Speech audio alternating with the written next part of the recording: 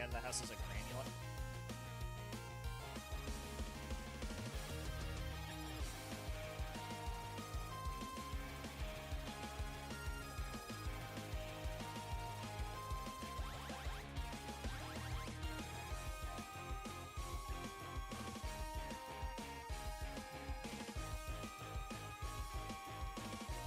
I'm not muted. He says you're not muted.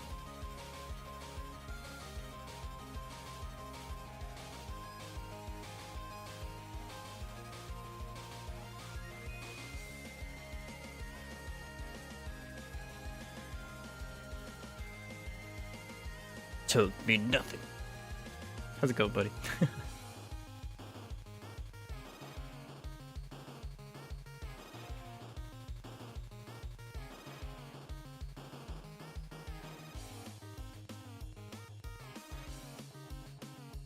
After on ads, so the things aren't broken for an hour.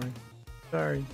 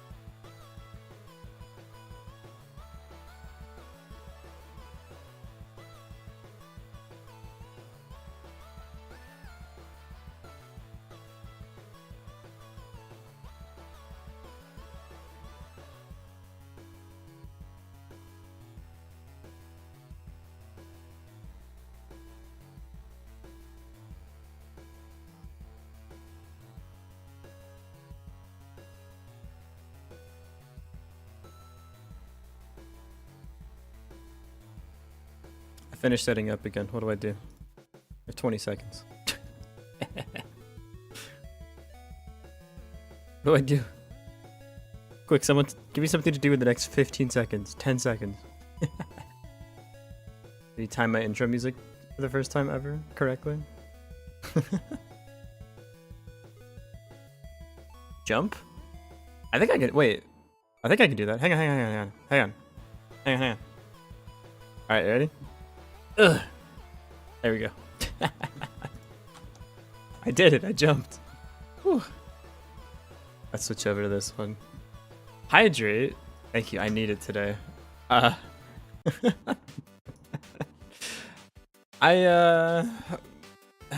in low power mode today. Ow. I have some caffeine with me. It's gonna be okay. I'm gonna need a little bit of warm up time today, I think. Yeah. Your boy's a little tonic afflicted. Yeah. Hello everyone. Hello. How's it going? I have a story for you guys about achievements you can get while you're in Japan. Also, hey, Coco Turtle, Aiden, Radon Max, Faunato, your name is so hard for me to say. Poke Peter, Rocket Stone Brother, Paired, King, Chaz, in both chats, hello. Drink some lemon tea. I have some lemon tea with me actually, so it's gonna be okay. You wanna drop a whale on me? Unfortunately, I only have the default things that you can throw at me at the moment, but maybe we can add more things. That'd be very fun. Been the VTuber rabbit hole for so long. Dude, I love Girl DM. Girl DM's great. So, if you live in Japan for long enough, there's like achievements you can get in Japan.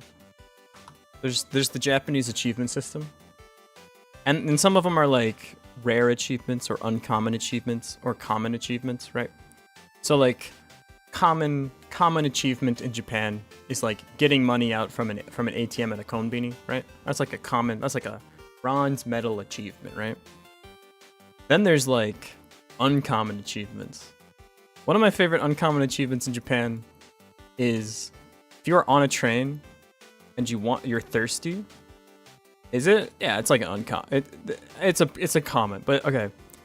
If you're thirsty in Japan and you're on the train, there is, technically speaking, enough time that when the train pulls up to the station, you can get off of the train.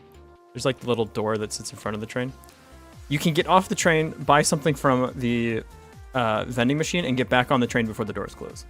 This is an uncommon achievement. No way you did that? I absolutely did this. I only did it because I saw someone else do it first.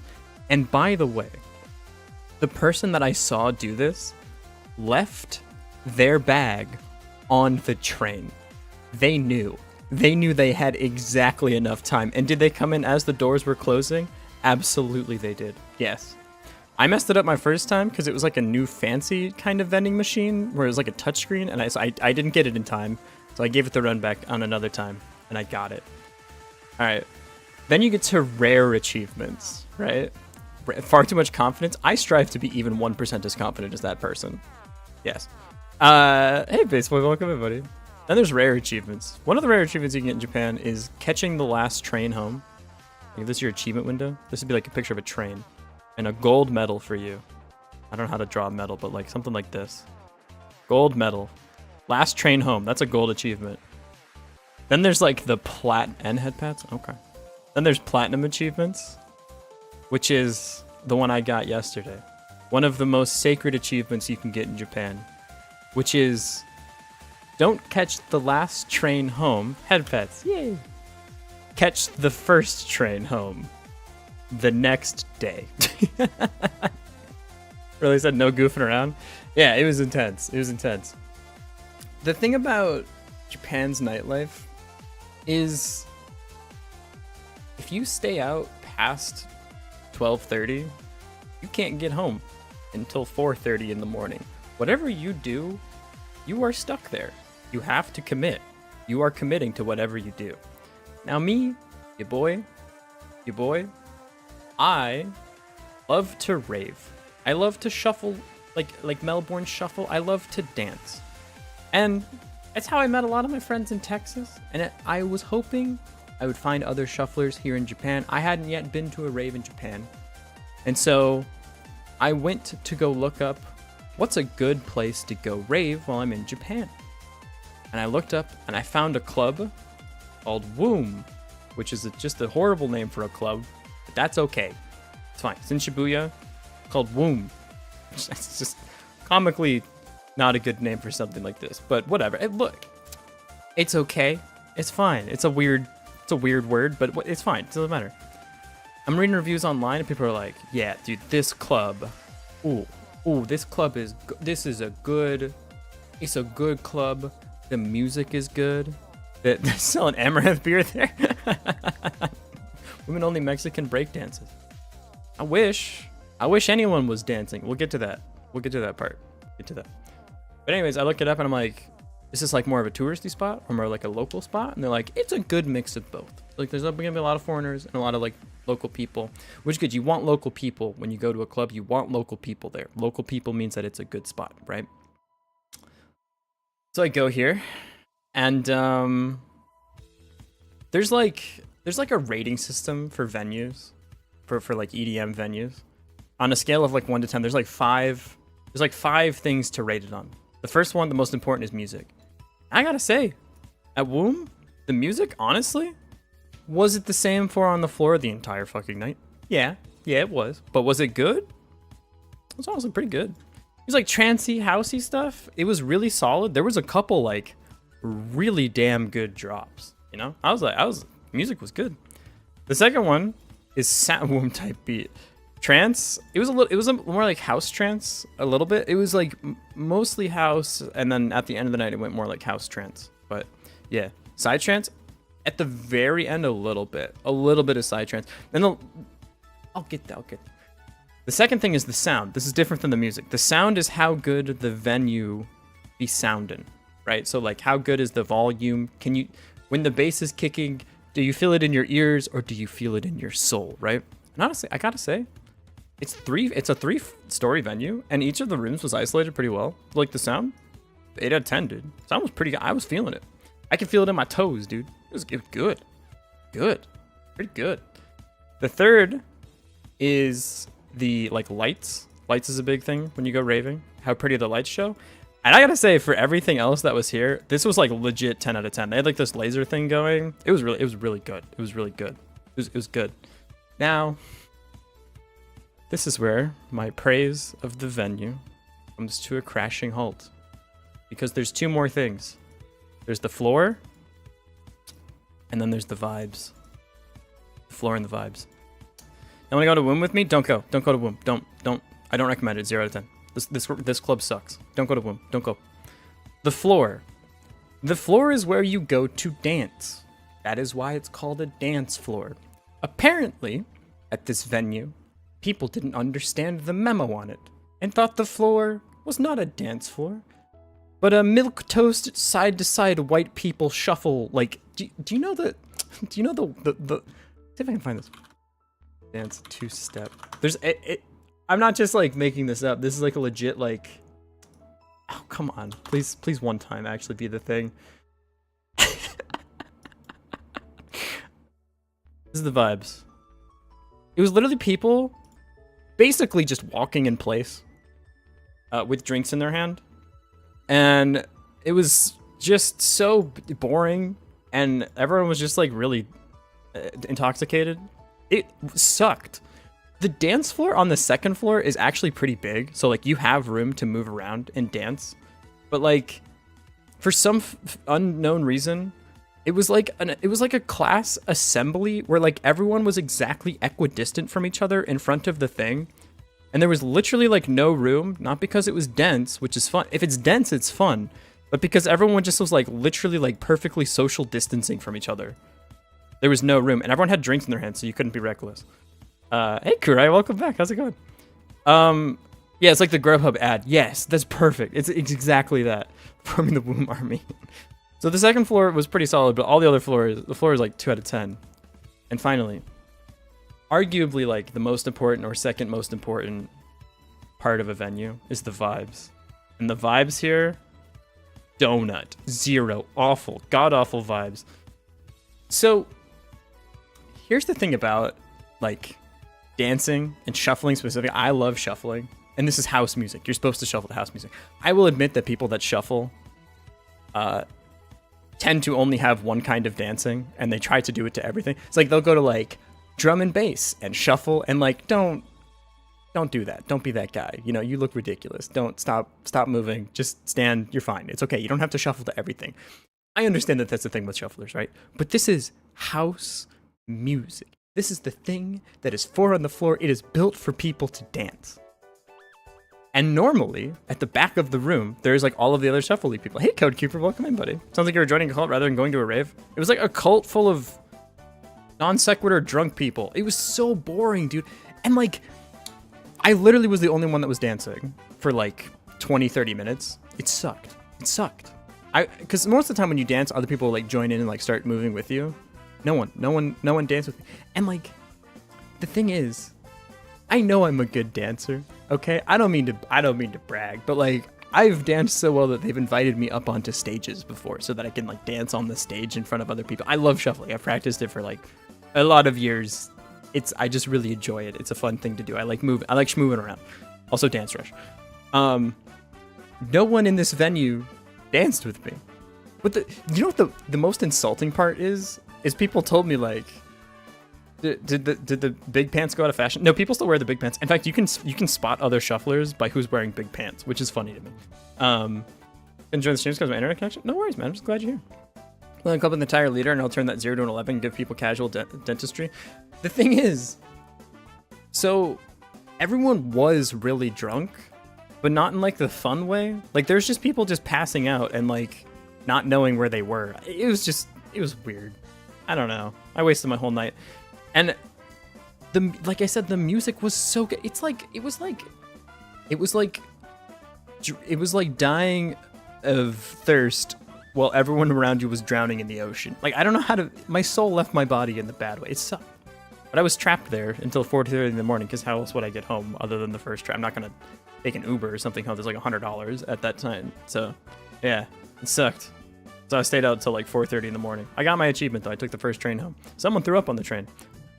Welcome to 4:30 Japan. Did that went after the stream last night? Yes, I did. Yep. I was so excited. I was like hyping myself. Like, ooh, first rave in Tokyo. Very excited. That's us. We love raving. How's it going to be? I like put on a good fit. Got there, bored out of my mind. 0 out of 10. Don't go there. I'll find another one another time soon. Discord, Risati says. Okay. What's up? What's up? Risati, you don't... Oh, you sent me the thing. Sweet. Okay. Also, Rock sent me music. Let's take a look at some stuff. Let's take a look at some stuff, dude. And we'll keep making the game. Yeah, how's that sound?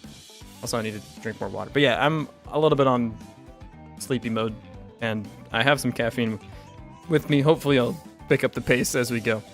I think if that's what you want, it's better to go to a festival. Oh, for sure. Yeah, festivals are definitely better. But like, it was still a rave. Like, people still dance at raves. It was weird. It was weird, and I won't go back there. It was a bad club. Bad club.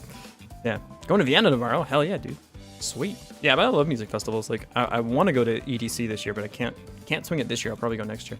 Like, I've been to Second Sky. I've been to, like, not EDC, but like, oh, Lights All Night and stuff. It's awesome. Yeah. Gonna come back Wednesday. Hell yeah, man. First, though, Rock has sent me Sky Jam Edit 2 Export 5 WAV. Now this... You know this song's been worked on. Look at how many numbers are in this one file. Export number 5 of the second edit of the jam. Nice. He named it, not me. I know what happened here. I've been here. I used Premiere. Final for real, final 2. Hey, Maddie T, how's it going? Welcome in. And my stuff like EEASAEF. I do like the programming thing now, where I do like 1.0, 1.1 or whatever, but I start to get to like version 100 or something. All right, let's take a listen. Ooh. Hey, Maddie T, thanks for the follow. This is pretty good, man. This feels pretty rock and stone. Yeah. Yeah, I like this. Ooh. Oh my god. Oh my god. Can you guys hear it? Here, let me turn it up a little bit. That was really loud for me, but it should be equal on the mixer for you guys. Oh my god. This would be kind of nice, my guy. God damn. Does it pick up now? Whoa. Dude, I feel like I'm fighting God. This is amazing. I'm fighting goblins. This is awesome. Dude. It sounds so cool. The actual real guitar plus the like not pixel art, like 8-bit stuff in the background. This is incredible. You have made something that will overshadow the game. Kinda slaps? Dude, this is amazing. Holy shit. Does it loop? This is probably where I loop it around, right? Chiptune? Yeah, very chiptune, yeah. It's like Anamanaguchi plays Dwarf Fortress.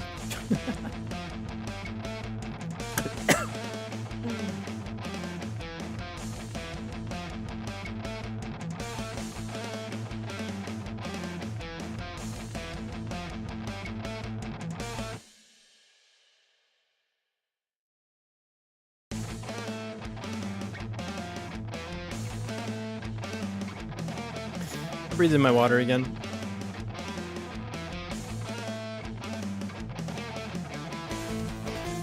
Oh my god. Why did I do that? You're supposed to drink the water, not breathe it. Oh my god, I thought I was gonna die. Whew. Alright. I'm back. How's it going? Jesus Christ. My guitar is recorded, none of that samples. Dude, that's so sick. Sorry, I had to. It was so sick it almost killed me. Isn't that crazy? I almost choked to death. What is oh, I meant to say choking, but I was also choking, so please forgive me. Jesus Christ, I'm actually gonna die. Okay, well, okay, now that my lungs are back to working and I can talk again, that's fantastic. Cool. Sorry I died for a little bit. All right, this is. Sorry, I'm still dying a little bit. This is all. This slaps. Unfortunately, I need to do the same thing that I did to Toast, which is I will put it in the game later and not right now, because we're going to be rerunning the game over and over and over, and I don't want to play the first like 3 seconds of the song over and over, because then I'm going to hate the song. I don't want to do that too. But I will put it in the game, and we'll yeah, start. Oh my god, I'm still low-key dying. Hang on. Jesus Christ. Okay. Oh, back. Like a model, thank you so much. I appreciate it. I didn't make it, but I mean, this is me. Of course, I grew up like this. Might borrow a copy of it. There you go. yeah. Just and you'll return it when you're done, right? All right, let's take a look at what we built so far. I really thought I was dying there. All right, so we got our little character here. Can't actually do anything with it yet. Also, hello TX playing. I didn't say hi to you. You can hit E and it brings up the forge menu. You can click on a tower. It brings down the forge menu and starts building the thing. It doesn't have the resource connected, but this is so far the theory. I might actually make the forge bigger. I might make it 4x4 because I need it to be like the centerpiece of the entire map, or I need to scale everything up. I'm not sure what I want to do yet. How would I? Well, maybe scaling everything up is better. I could set the resolution lower and then like have the scale be higher. I don't know. But like raw 32x32 actually kind of looks a little bit weird, I think. Maybe I scale up. Maybe it's 32x32, but everything has a scale up too. That actually might work. Hang on, let me try that. So I'm gonna scale this by 2. Inspector scale 2. Let's just scale everything up, and I can do it for the forge scale by 2 as well. How does that look? We're slightly bigger now. That's too big. We've become immense. Because now there's like no room for like the goblins and stuff. Maybe 1.5? 1.5. Let's try 1.5. I mean, we can tune this more once we actually get real characters and stuff in the game. I think it's okay for now. All right, there we go. Sure, let's try. Okay, so we walk up to our forge, we hit E, we build the forge menu, click on a thing. Today, we're gonna do the thing where you actually start building the tower. Let's do it. All right, what the fuck? Get out of here. Debug, I'm gonna turn this off because we know it's working. We also need to make the resources for the actual towers today as well. Also, Rasati cooked up some stuff I want to show real quick too. This, let me grab this. Oop, sorry, I showed it. Discord DMs are leaked, my apologies. Play Rain World or Heroes 3. This is the dirt path that we're going to use for the game. Look at it, it's so beautiful. Now we can actually make the path for the goblins and stuff. Actually, we should add the grass too and the tile map. Let me add that to our checklist. The tower starts building. Okay, let's do add. We have the dwarf icon actually too. Add dwarf sprites. Add background tile map. Add goblin path. Let's do that actually too, so that the game looks a little bit better. Add some polishing. All right, let me grab the dwarf sprite from TX Pang. He sent it over to me not too long ago. Go here. Open in browser. This is our little main. How do I download this? Save images. There we go. Dwarf v1.png. Hell yeah, dude. All right, so we're gonna go to hello. Projects. There's still water in my lungs. I'm going to die. Okay, sorry, I thought my apartment was exploding. Wild Jam 68. Assets. Nope. It's gonna be sprites, I guess. Sprites. This. And we add the dwarf. Like that. There we go. It's in the game. Sweet. What are we making? We are making a game for the Godot Wild Jam. Let me pull up the Godot Wild Jam, actually. Godot Wild Jam number 68. We have 1 week to make this game. The theme is Forge. So what we're making is a game where you are a little dwarf running around in a tower defense, sort of like Bloons. You're running around in like a tower defense game. Gonna try and sleep. Good night, Chess. Sorry, I missed your message for a while there. Yeah, you're a little dwarf. You're gonna run around in the game to build towers and stuff. So like this is going to be approximately what the game looks like. Goblins are gonna come down the path. You got to build towers and put them down to defeat them before they get to your forge. You're trying to protect your forge, and then you also need to go to like the rock to mine stuff to make more things in your forge. So you build towers and stuff at the forge, place them down, kill the goblins, go back, get resources, repeat ad infinitum. Ad infinitum? I don't know the word. I need to pump my brain full of energy and code because I didn't sleep last night. I also didn't sleep last night. We are together on this. But I have some caffeinated tea, so it's gonna be okay. It's gonna be okay. Sorry for not sorry for attempted murder with music. Oh, it's okay. No, it went that hard that I almost just was like, ah, okay, I'm good. My work here on Earth is done. I can go next. You have energy drinks? Cheers, buddy. With our powers combined, we can be half of an awake person. I believe in us. All right, so let's go ahead and add the sprite to this person. So we're gonna change this, add this from a sprites sheet. Assets, sprites, the dwarf. It's just one. What is the resolution? 32 by 48, you say? Add one frame. Wait, does that mean it's gonna flip between the two things now? Oh no, because it's not an autoplay. Damn, that'd have been funny. Delete this, set it to be autoplay. Go here, and my goodness, we're very small. We're so tiny. Oh, it's because the scale is set here. This needs to go back to 1. There we go. We're such a tiny little guy. There we are, dude. We're the dwarf. And we can't, we don't have animations, or we don't look left, right either, but we can pull up the forge menu. So that's pretty tight. Cool.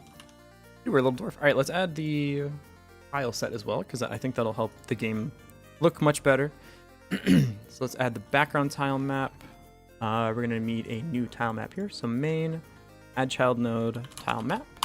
This is going to be the play area. I'll just call it the map for now. Small little guy, he's doing his best.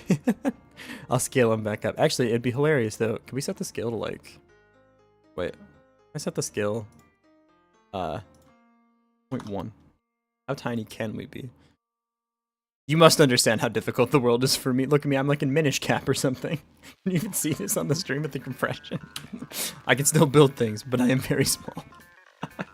Straight up Minish Cap, hell yeah. All right, map here. We need a new atlas. We need to add everything to the atlas. Those sprites on the bottom left of the scene, will they be in the game? No, they're just there for eye candy. Normally we have another game running between them, but I have not run Lava Lamp yet today.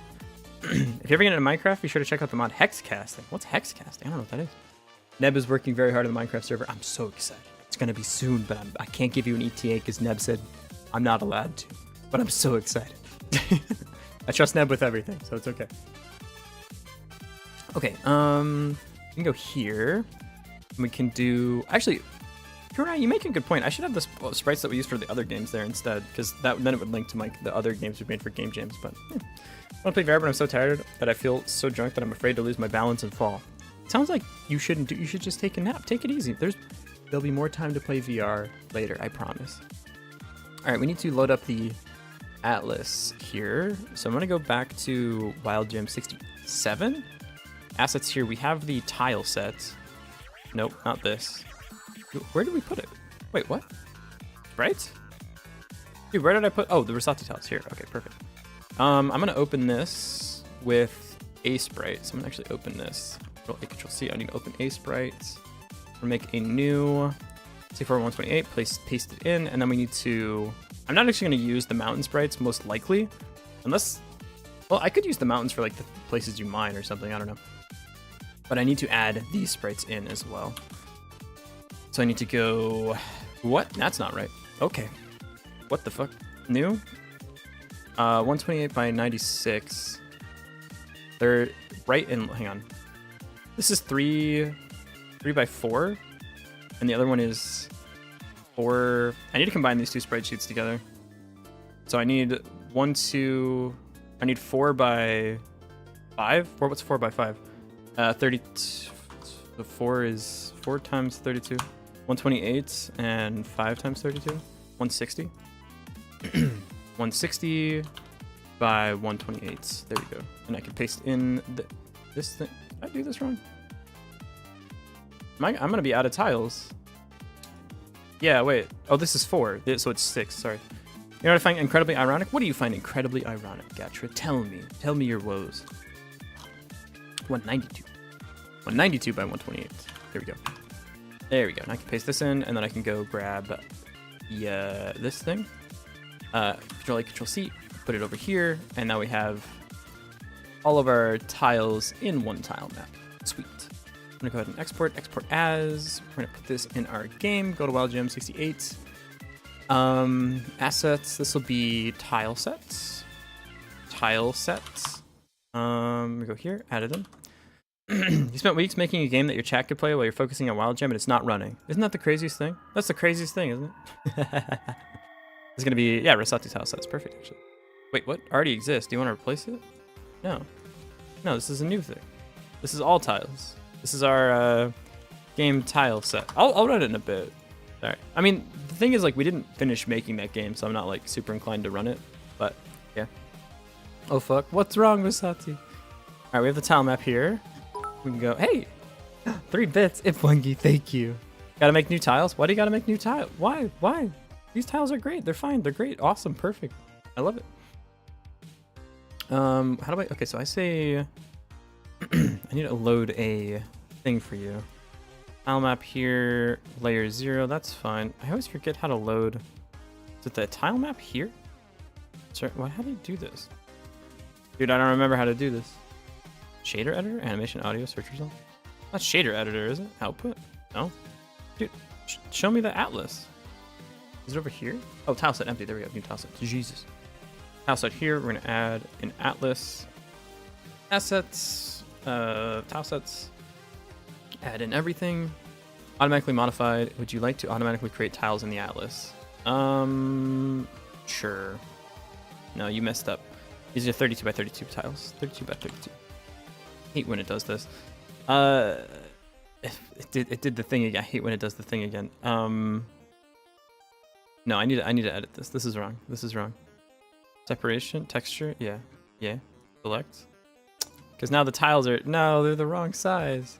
It's on this tile map? If I don't want them, I'll fix them. What's wrong with them? Mr. 5% good luck, guy, where I suffer soon. Uh-oh. Well, thanks for the good luck. I appreciate it. Running quadrant size. This is 32. That will fix it. So now if I go to the tile set here. Still no, huh? Wait, what? Right, no. Wait. Huh? 32 by 32. And this is 30. What? Wrong? Tile map quadrant says quadrant and a group of tiles to be drawn together in a single canvas item. Finds the length of a square side in the map's coordinate system. This quadrant, yeah. This is 32 by 32. Why isn't this adjusting? Huh? Setup. Extra reason, 32 by 32. Weird. Huh. Can I just reload? I think that's bugged out. Clear. Load. We're gonna say assets. What are tile sets here? Add this one. Still weird, huh? Create automatically. What the fuck? Why is this so messed up? What's wrong? Current has tiles outside the texture. I'm aware of it. Here by using remove tiles outside of texture option. Why did it create the automatic thing like this though? That's so weird. Does it want this to be 16 by 16? Well, now I can't draw like one tile at a time. If I do this, then it spreads it all out. Dude, why? It always does. I feel like tile maps are always wacky. Because if I try to draw this on the screen now, I'm assuming it doesn't work. If I try to draw like this region. No, it works. It looks fine. Wait, what? Eh? Wait, why are these the wrong size now? Yeah. The tiles are actually correct. It's the rendering size that's wrong? Why is that just like 64? Does that fix it? Doesn't change anything, huh? Wow, that's crazy. 32. Scale 2? Does that scale up all the sprites as well? Yeah, it does. That's not what I need then. Dude, what the fuck? How do I fix this? I don't remember. I have to cough again. Sorry, still giving myself pneumonia. You know how it is. Okay. Well, I can still just paint with this, I guess. No, these are... Wait. The guy is way bigger now than... What is happening? The guy is 32 by 32, right? No, he's 32 by 48. Oh. So he's actually true 32 pixels. So in this case... This actually needs to be much bigger than... These tiles need to be scaled up. So they do actually need to be scaled, probably by 2. Not you, sorry. Whoops. Go back to normal size. Scale these by 2. And then I can do... I think I can draw like this, right? Yeah. Something like this. Over the screen like that, I think. Something like that looks fine. No, because now the tiles are overlapping still. Weird. Layers, maybe? Y or Z index, Y sort enabled. Nah, tile set's still weird. What's wrong with the debugger? Create alternative tile has no source tile at 8-7. I see. Okay, this tile set is just completely fucked. Texture region. Grid size. Where's grid size? Grid size? I don't see it here. Grid size is wrong. I know it's like this isn't correct, but I don't know how to fix it. Can't scale. This adds like separation this way. That's not good. Nope. Go back to 0, please. But the region is 32 by 32. This is actually correct. What about using the tiles shifting like in Labyrinth to create a unique gameplay style of having to shift the board every turn and to figure out how to place the pieces, and also can save you in precarious situation. I'm not sure what you mean. I'm not sure what you mean by that. I might need to see like an example or something. But the character isn't locked on the tiles. Only the like background and the forages and like the buildings are locked on the tile set. Everything else is kind of like freeform. This is just for the background. I need to just look this up. I just need to look it up. Tile set, wrong tile size. Godot. What? It's broken. Tile map is wrong. Yep, that's me, dude. Moving the building tiles. Oh, like you can. Oh, that's interesting. Huh. Oh, the tile size be just aside. I did that. No, this is the textured region, not the tile size. Where's the tile size? I don't see tile size. The region should be 16 by 16 still. Maybe 32 by 32 still. Both are already matched 16 by 6 separated 10 by 10 blocks. Make sure that's this texture region size on the setup screen of the tile set tab. So the tile set needs to be 6. Where's the setup for the tile? This is the properties. Manage tile proxies. No. Size and atlas coordinates. Z index. Oh my god. Fantasy's almost done. I feel like I'm gonna lose all day today just to figuring how to use tile sets, and I'm cool with that. It happened again. Let me go. This was fine in the other game jam. Let me look at the other code real quick. I'm just gonna open our Wild Jam 68 or 67 because we did it in that one and it was fine. Yeah, it's fine. It's fine. Just open it. It doesn't matter. If it crashes, it crashes. I don't care. Let me go here and go to this this map here, because this one is correct in both ways. So the tile set here. This is 32 by 32. The tile map is rendering 16. And the scale is 2?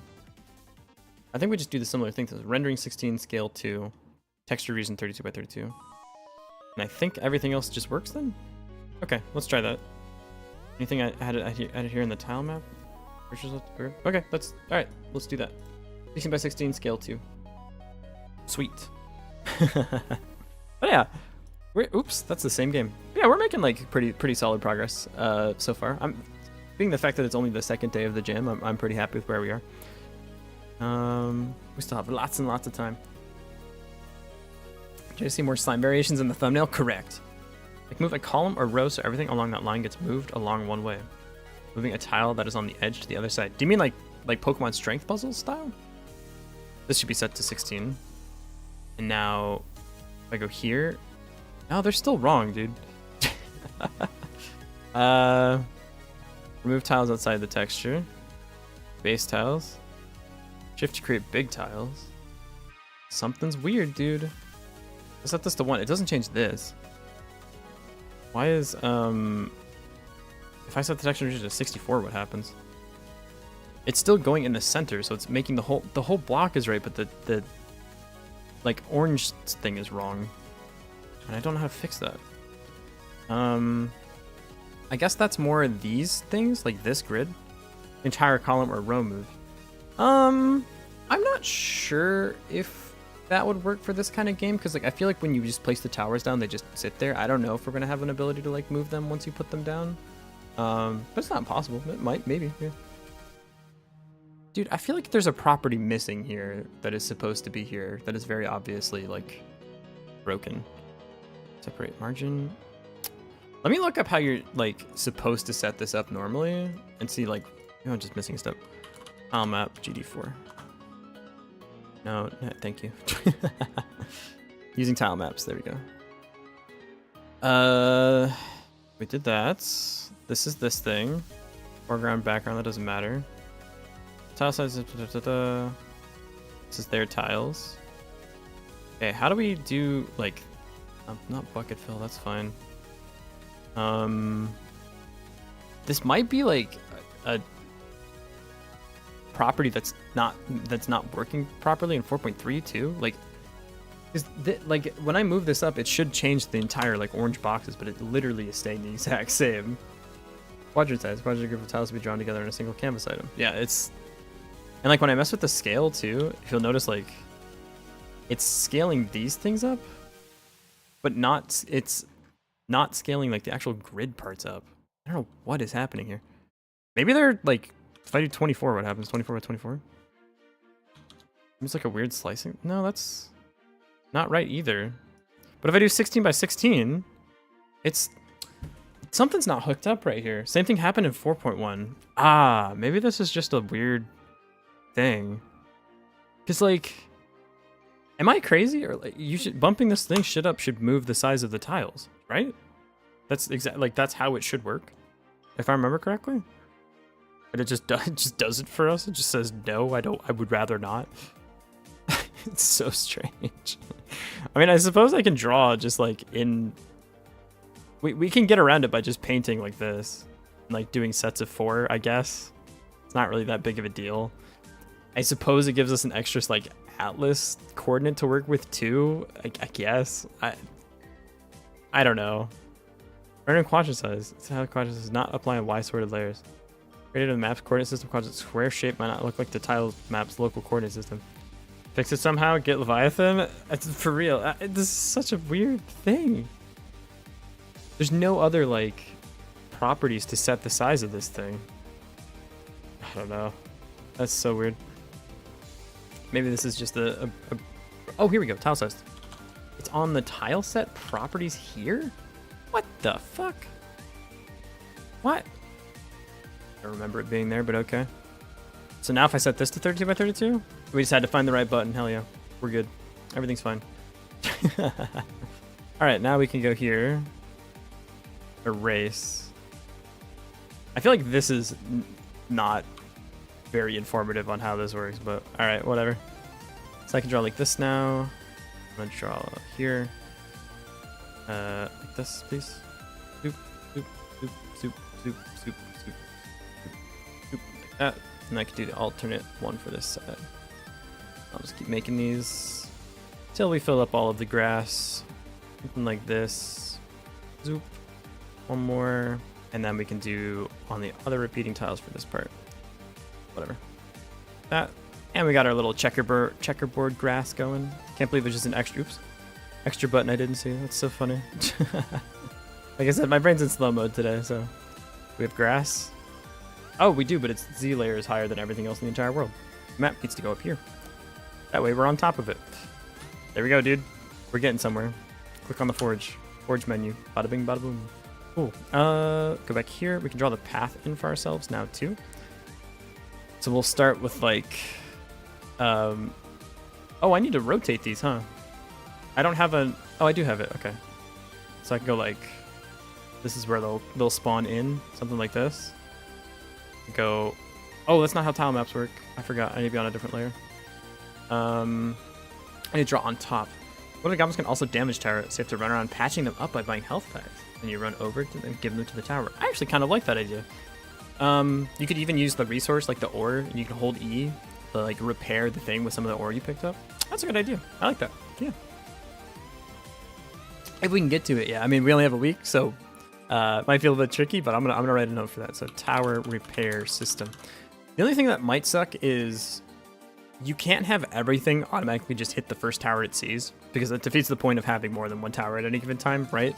So we need a system for them to like only attack towers on certain events, or like as a random thing to attack a tower, or maybe if they get hit by the tower, they aggro the tower. Something, we need something weird. So that might not totally work for this design, but we can try it. Okay, I need another layer here. Layer, add elements, layer 1. So now I can go on layer 1 and draw more tiles. Yes, perfect.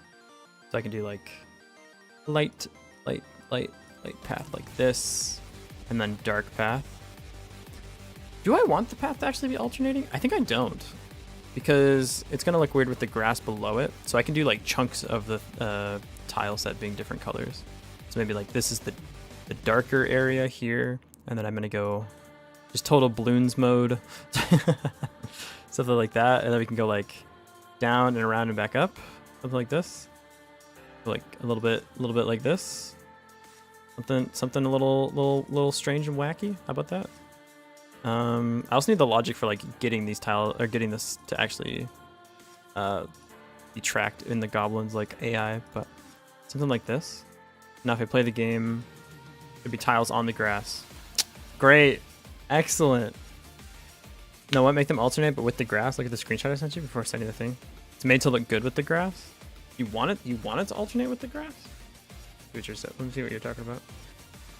You want it to alternate with the grass. Oh, the darker ones go in the darker tiles? Is that what you want? I see. I see. They're made to alternate. Yeah, this looks very flat actually. Also, the clips because it's looking for the alternate thing. Yeah, I see. Okay. Also, this map is a little oops. No, not you. I hate that it does this shit, man. Lock. You are no longer allowed to be moved. Only the forge itself can be. You're the worst. Now it's taking the sprite. God damn it, dude. Just let me take the whole node. Thank you. Jesus Christ. Let's put it like here. Maybe this one will actually be off center. And we can make the path. I feel like the scale's a little bit too small still, actually. I want the scale to be a little bit bigger, I think. Maybe like 2.5. Yeah, something a little more. Well, no, because now I lose the everything else scaling on the map. I think this is okay. It's okay. We're gonna go to layer 1 and erase everything. Zoop. We can make our path a different way. So the dark ones go with the dark tiles. So I'll do something like, I'm still in erasure mode. Dark. I'm just gonna draw myself the path and then I can figure it out later. So I'm gonna go like this, and then down, up and around. How about that? Cool. Okay, so now I actually fill in all of these tiles. So light. This will be a light curved up piece, and then this one's gonna be dark curve this way. Light pieces. And we're gonna curve up. This is gonna be a light one. Where's the curve up piece? Where's curve up? Oh, there it is. I was losing it. You notice the thing from last stream, whatever it was? I did not. You squish the bugs with your pick. Goblins drop a bug when they die, which then runs around and damages tower until you squish them, or buy a tower that can kill bugs. That's interesting too. These are really good ideas. And if I say no to them, it's not because I don't think the idea is good. It's just because we're on a time crunch. But that's interesting. That's one of those things where like that sounds fun, but I would definitely want to play with it first to see if it's actually like fun or if it's just annoying. I mean, parts of the game are meant to be annoying, right?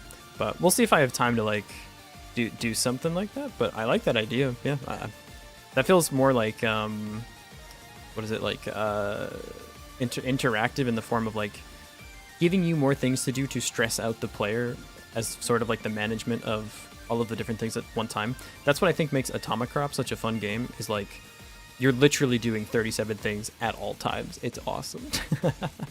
So I want more of those interactions to be present to force you to have to do more and more things. Did I fuck up? No, I didn't. Okay, we're good. This, and then light here, and then this is going to be dark path here, and then light path, light path here, and then this one is light. This one is dark. We kind of got a path going. I don't know about coding, so I don't know what's possible. I mean, everything you said is completely possible for sure. It's just the time crunch, but like those are again, I think they're great ideas. All right, how does that look? This is the game now.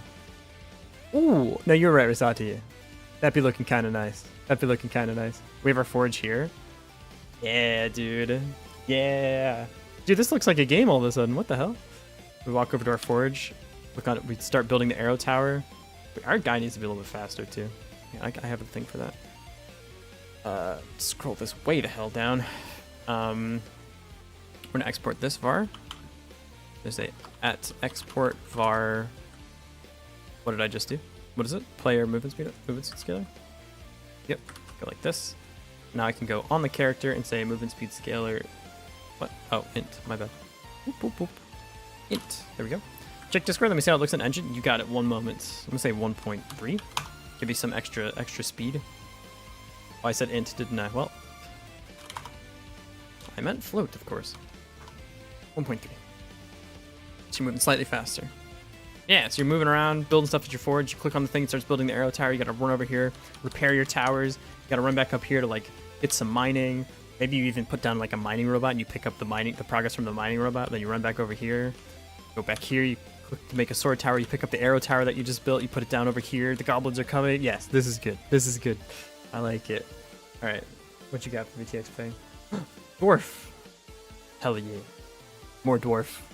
Diggy diggy hole. Mining robot is overscope 1 week. Maybe not mining robot, but like a way to it like not have to always be mining the thing, and more of like a pick it up type deal. Walking? Wait. Schmovement. Schmooth. He's schmoving. Alright, let me see. Feels really chaotic and cool. That's so nice of you to say. That's kind of what I'm going for. I have to go off again. Still drowning. Okay, export as not GIF. What the fuck? GIF. Why would it be a GIF? Oh, I need a sprite sheet. Export sprite sheet. There we go. Output file. We're gonna say we're gonna go to projects. We're gonna go to Wild Jam 68. We're gonna go to assets, sprites, dwarf.png. It's gonna be a whole sprite sheet now, which very, very hilariously means when I finish this export, if we go into the game now, guess what we are? We look a little different than I remember. Just a very funny thing. All right, we go here. I'm going to add frames from sprite sheets. I'm going to assets, sprites, the dwarf, and now it's, what is this? 2, 3, 4, 5, 6. There we go. So I got 1, 2, 4, 5, 6. Cut off the half frame. And probably 11 FPS is normally what's pretty good. How's this look on the guy? He has a weird, like, second... Does this not complete elegantly? Do I need to remove this last frame? Is that more natural? Hold up.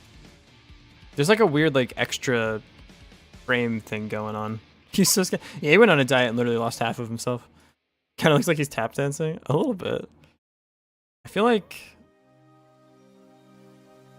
the one thing I would say is like maybe less up down movement and more like side to side movement on the animation would look better like from this perspective, I think.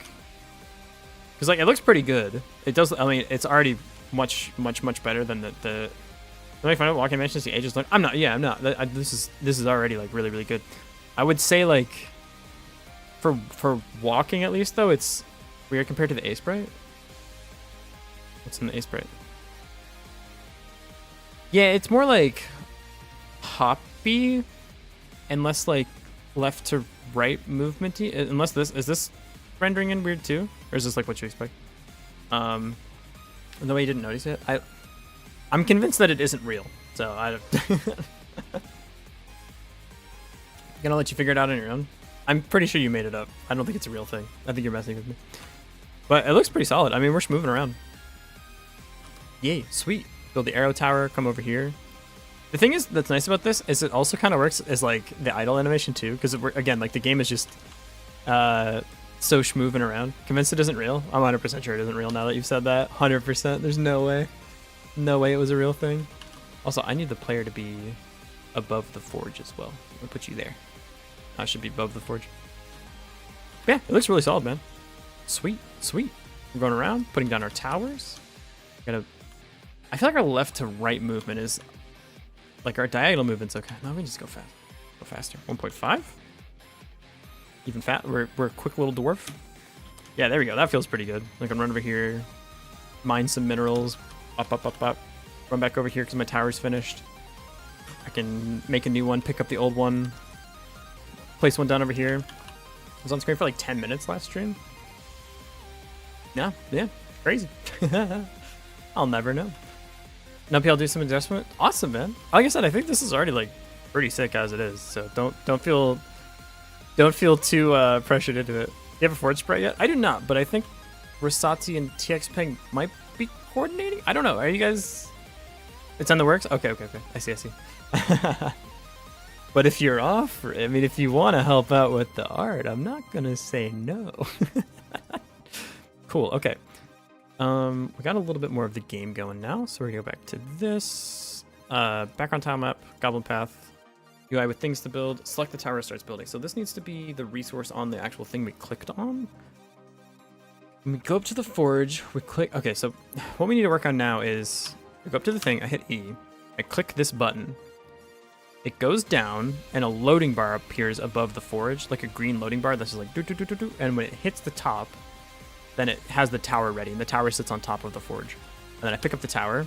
So next time if I click on the forge, I will interact with the forge. I'll only pick up the tower. So let's do that. So what we need for that is we need a loading bar and a timer. So we're going to go to our forge. We're going to add two things here. Child node progress bar. And another thing, child node timer. This will be the build timer. Like this.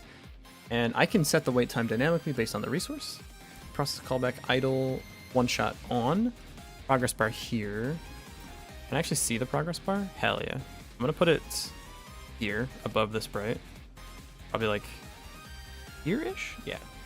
Drop it down. I don't need the text in there either. Let me go to scale. Layout, scale, transform. The Y can be sliced by 2. Yeah, that's probably perfect. Actually, I'll leave the number because I think the number looks fine. Like this. I can start the progress bar, and it'll be based on the timer. And fill mode beginning to end. Yep. Intermediate. No, it's fine. Min value step. Yep. The theme, though. One thing I want to change about the theme override. The size. Styles here, maybe? Font size, font, colors, constants. Theme, maybe? How do you... Oh, container sizing? Stretch ratio? No. There's like a radius thing. Radius. No? Alright, weird. Check again on Discord. You were fast as hell if you already... What? How the fuck did you make changes that quick? What the hell? You're a wizard. Wait, is this... Wait, oh, this is the different... Okay, I see. There's, like... Hang on. Is it this? Is it this frame? Wait. Okay. Hold up. Is this... Wait. Is this... Did I open the wrong thing? Hold up. I think I may have opened this one. Oh, there we go. Okay, yeah. Okay. This is... There's still like that last frame that hangs for some reason, but yeah. This will work. Hey, Ali, welcome in, buddy. How's it going? Export sprite sheets. Put it back on this one in the project. This? Weird. Is it not look like that for you? Is that like, is it not exporting? Let me change the name. Yeah, try that. I don't know. That's something weird is happening. Progress bar here. We can set the anchor. That's fine. Anchor's preset. That's also fine. Position, size. I should set this to be. You have a scale of 1.5, so this whole thing's gonna be kind of weird. But I think I'm just gonna eyeball it. 'Cause it's okay. Go to there and go to there, and then squish down 1 so it's at the top of the sprite like this. That's as small as I can make it. Interesting. Go to here. Good enough. That's the progress bar, and it will only be hidden. What's like inside the forge? A smeltery and an anvil? I get like a smelter and an anvil, I think.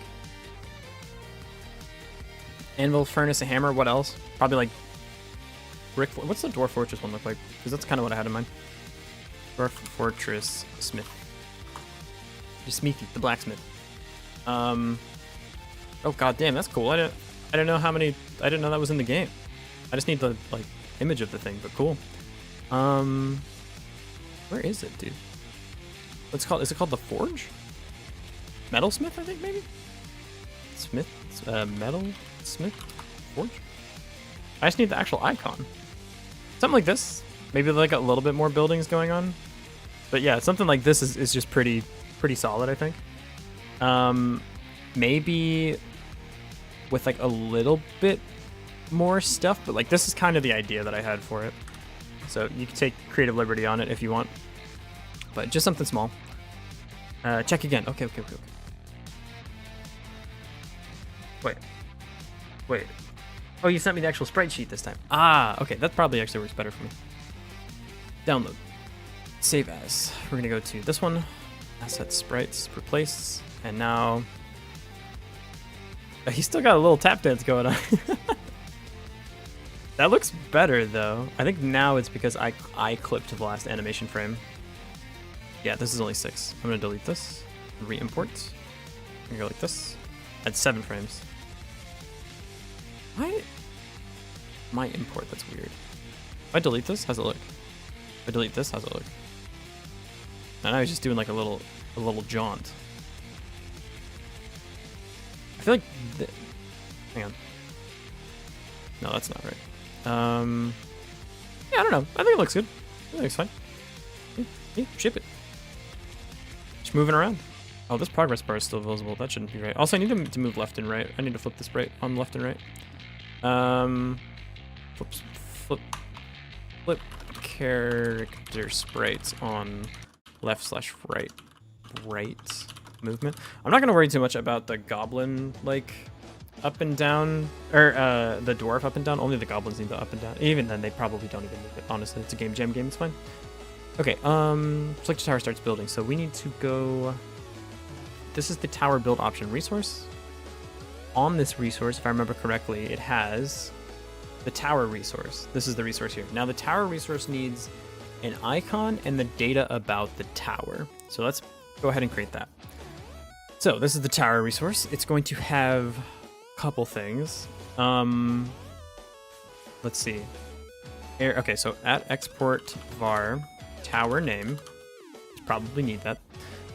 String. Export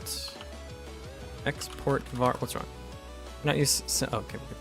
It needs a like detection range, so enemy detection area, and this will be an area 2D weirdly, right? Is that how that works? So we can define a collision shape within the area 2D? Yes, that's how we want to do it. Sorry, my model clipped out for a sec. Okay, so we do something like this. This is how it's going to detect that it should be able to fire, and then we're going to have export var attack area. That means everything is AoE, but maybe we just have the arrows be very, very tiny. Yeah, that's probably fine. That way I can keep everything abstracted. So, let's see. Maybe I say tower type. Tower type? Yeah.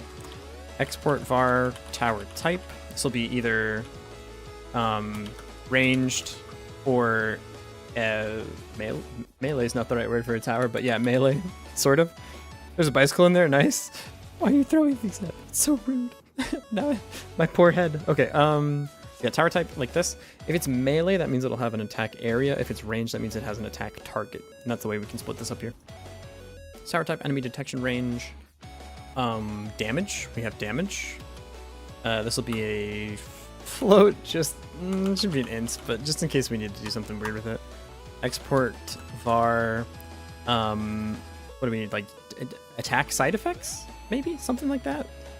It doesn't actually need to be that extensible. If the tower type is melee and it's the specific like slow tower, we can just do that logic on the hit of the slow tower. I think that's okay. Node export is only supported in node derived classes, but the current class inherits resource. I'm not allowed to do this, huh?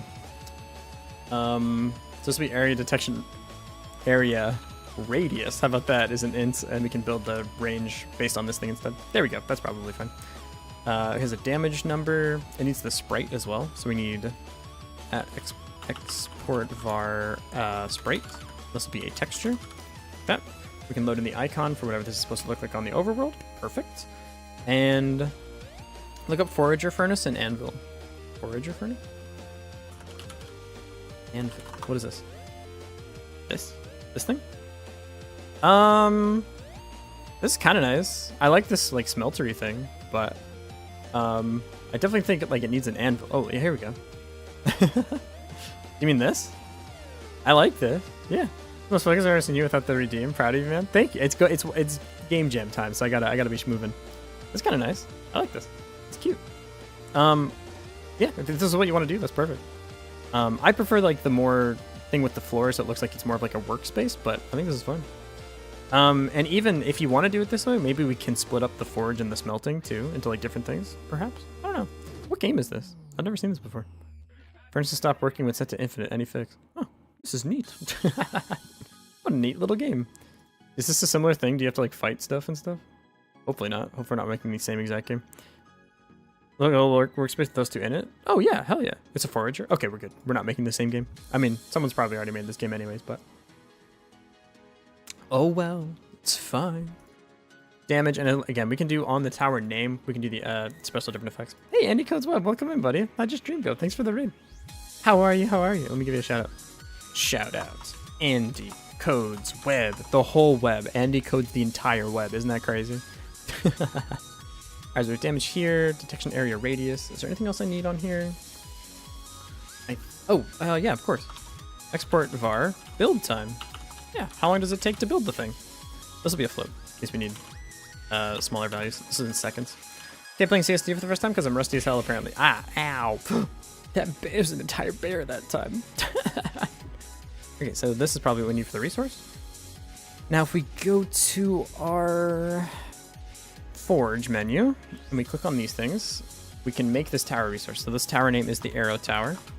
The tower type is Arrow Tower. I don't know. We're gonna go to the sprites. We're gonna just load. Hey, Blueprint Van, thank you for the follow. I appreciate it. We're gonna go icon here. Enemy detection radius for the Arrow Tower is 15. I've always said it's 15. So damage 5, build time 2 seconds. Sure. Why not? And then for the Sword Tower, tower name, Sword Tower. Maybe this should just be Sword. Yeah, this can just be Arrow. Yeah, tower name, well, the tower name is Arrow Tower, but the tower type, this is just gonna say Sword. Oops. So it's a sword type stand. There we go, get that there. Sprite, we're gonna load icon SGV as we always do. Detection radius for this one's gonna be smaller. It's gonna be a radius of 5, and its damage is gonna be higher. It's gonna be 15. Build time 3 seconds. I don't know. We can tune these later. Cool. So now we have these two things, and we're gonna pass that to the Forge menu. So start build tower resource. So we go to the player Forge here.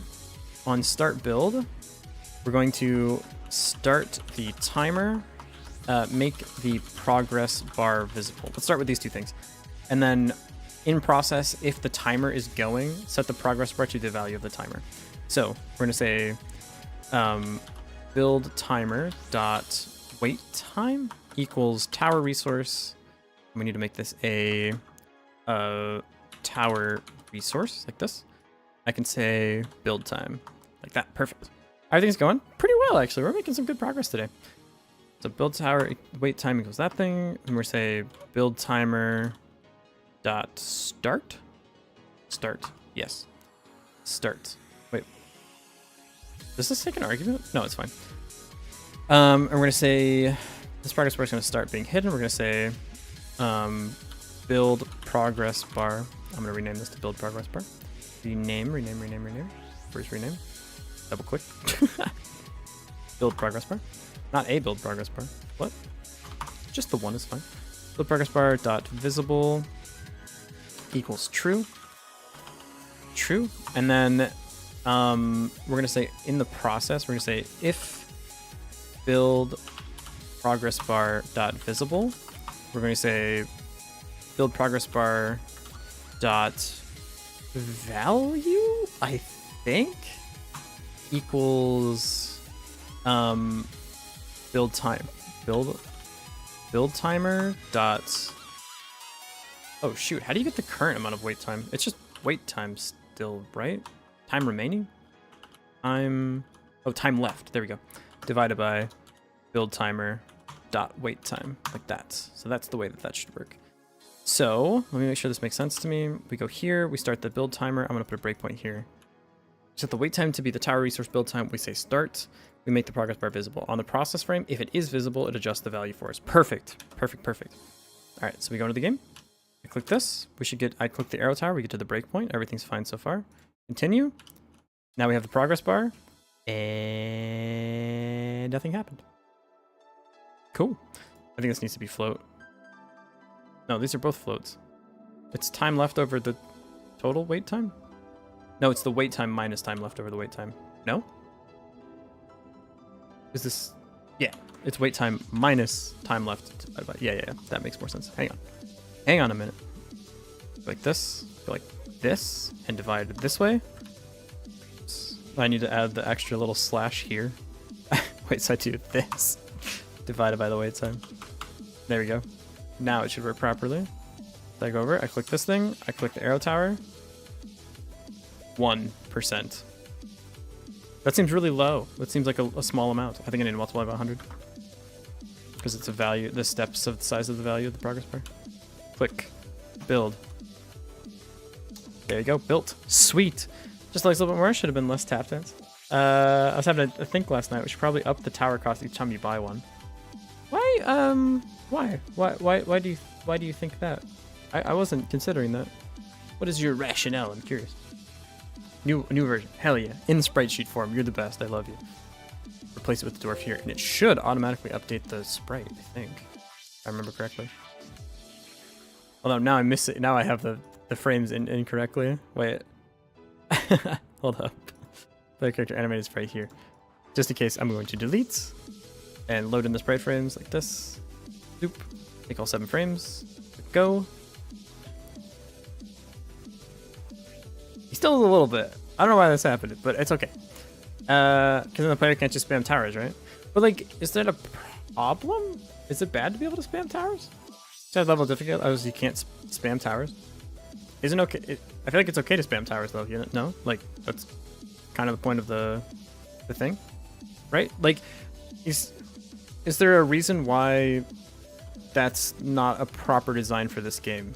Because like, in order to build more towers, you still have to go mine stuff to get 10 resources, and like, the first frame is an idle frame. Oh, I need to delete the first frame. That's yep. You're completely correct. You're completely correct. That was it. Yeah, first frame is the idle frame. There you go.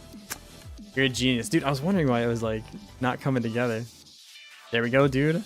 That looks great. That looks fantastic. Thank you so much, TX Peng. You're a genius. This, build the tower. It takes 2 seconds.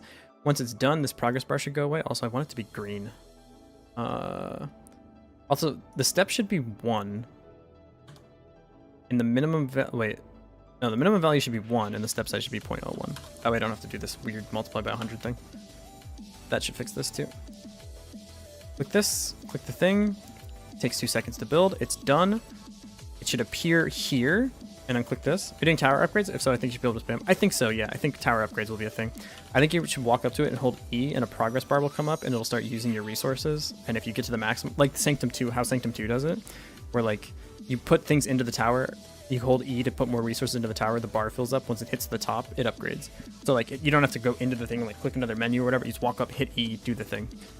And I think also you should be able to attack with spacebar. Speaking of spacebar, why does spacebar reset the timer? How? How? What? Why does spacebar reset the timer? What the fuck? It's not even mapped to a control. What?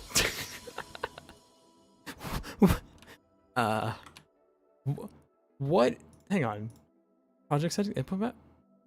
You're not even in the game. What do you mean spacebar? I have no... I'm gonna pretend I didn't see that. Don't hit spacebar while you're playing my game, I guess.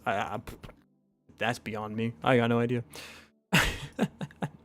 Cool. Right on. Build timer dot timeout dot connect. We're gonna say build tower resource like this. Now build tower doesn't exist. We can go here. We're gonna say function build tower resource. Here we actually need to make a new tower. So we need to actually show built-in shortkeys UI except is mapped to spacebar. Oh, thank I was never gonna figure that out. UI accept is mapped to spacebar. Huh. Whack. So if I do built, oh, I see. UI cancels escape by default? Interesting. Huh.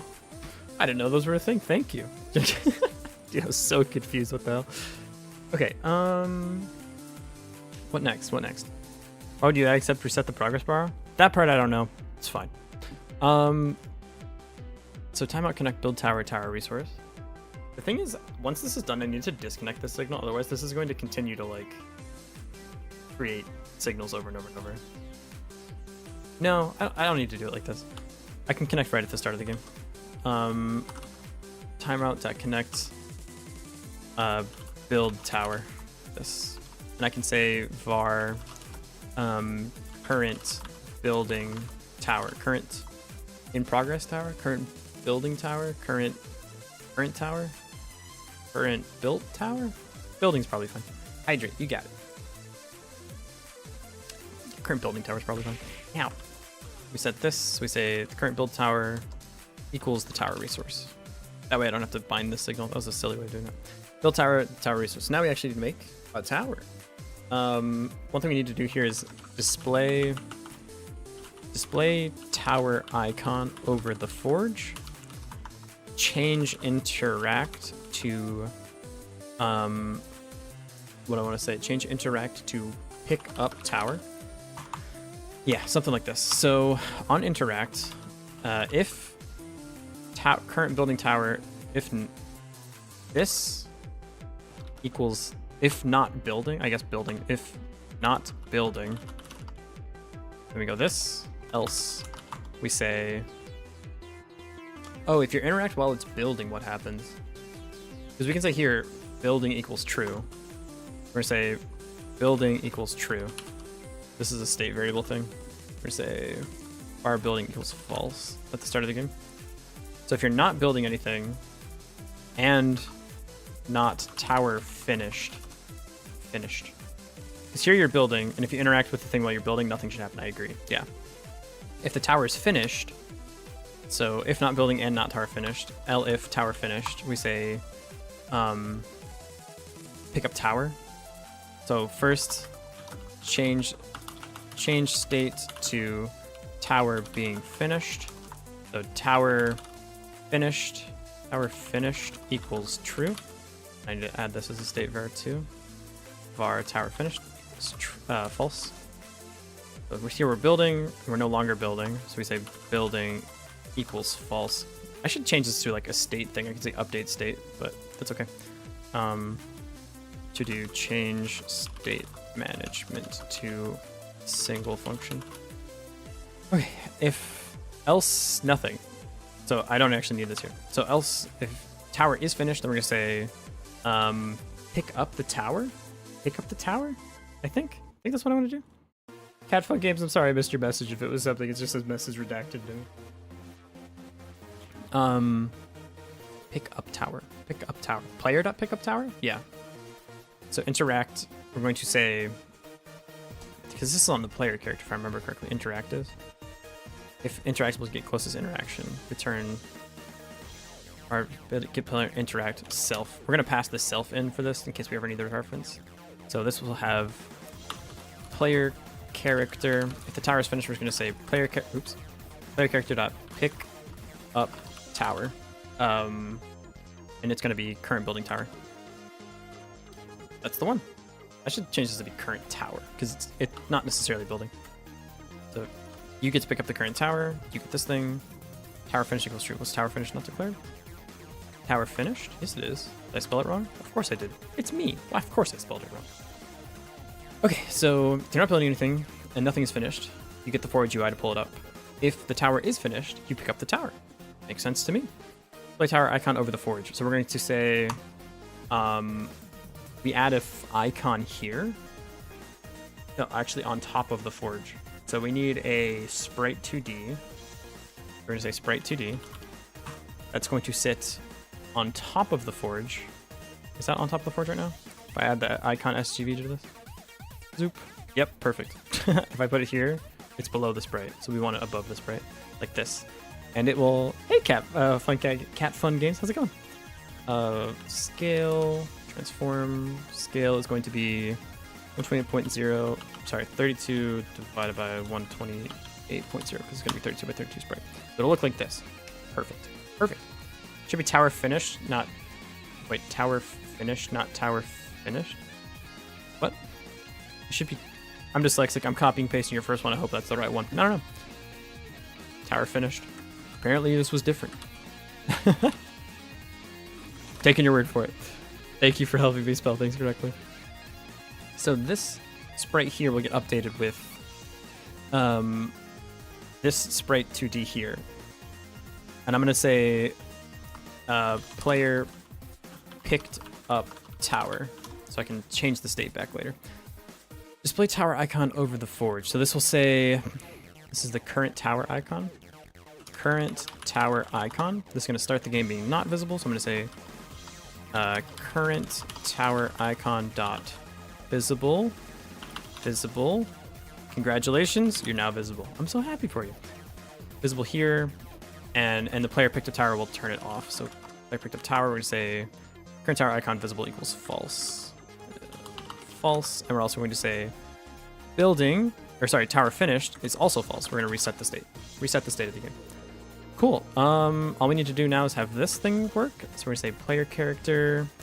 This also needs the sprite above their head, but this can actually be the entire tower. The entire tower can actually just be on the character. It's okay to do it like that.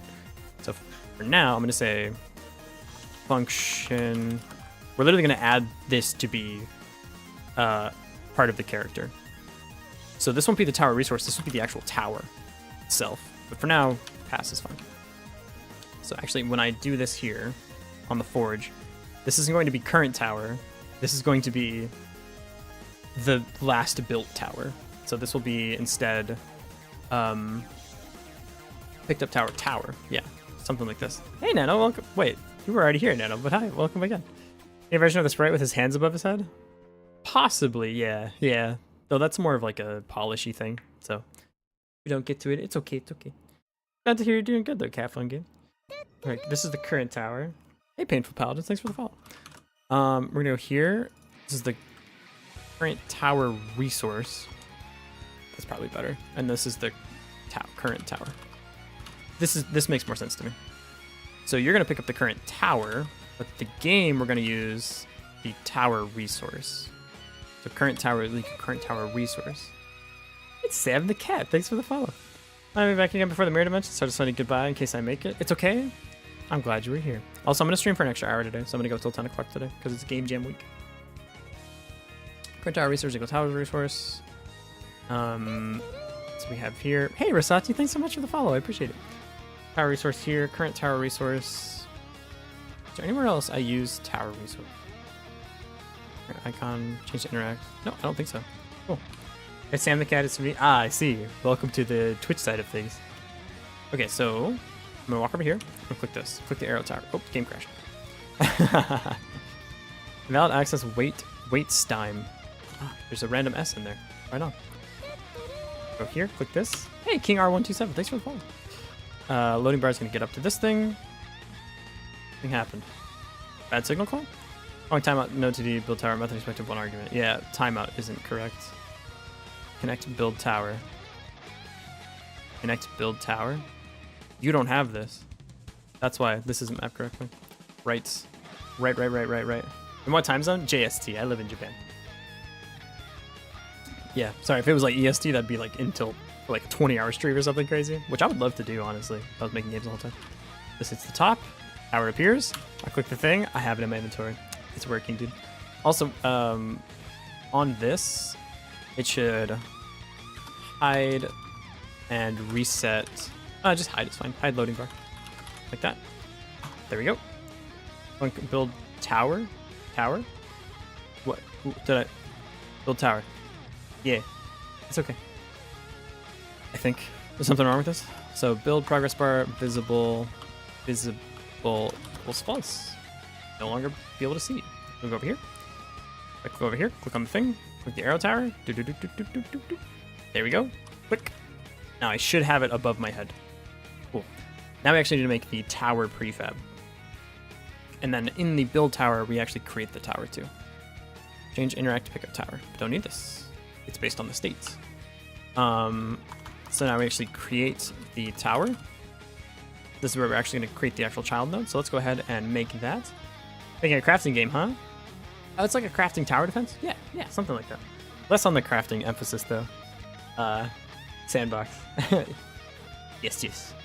Okay, I should make it here. I think I make it here. Or like we're gonna need like a tower management class that once I put you down in the world, you join that, you get removed from me, the player, and you get added to the tower managing class. Yes, that makes sense to me. Node 2D, this is going to be the tower manager. And we'll probably have an enemy manager too. Let me just give myself a hook for that now while I'm here. Node 2D here, where's the enemy manager? Enemy manager. Tower manager, let's make a tower. Node 2D tower. This is our tower, dude. Cool. Attach scripts.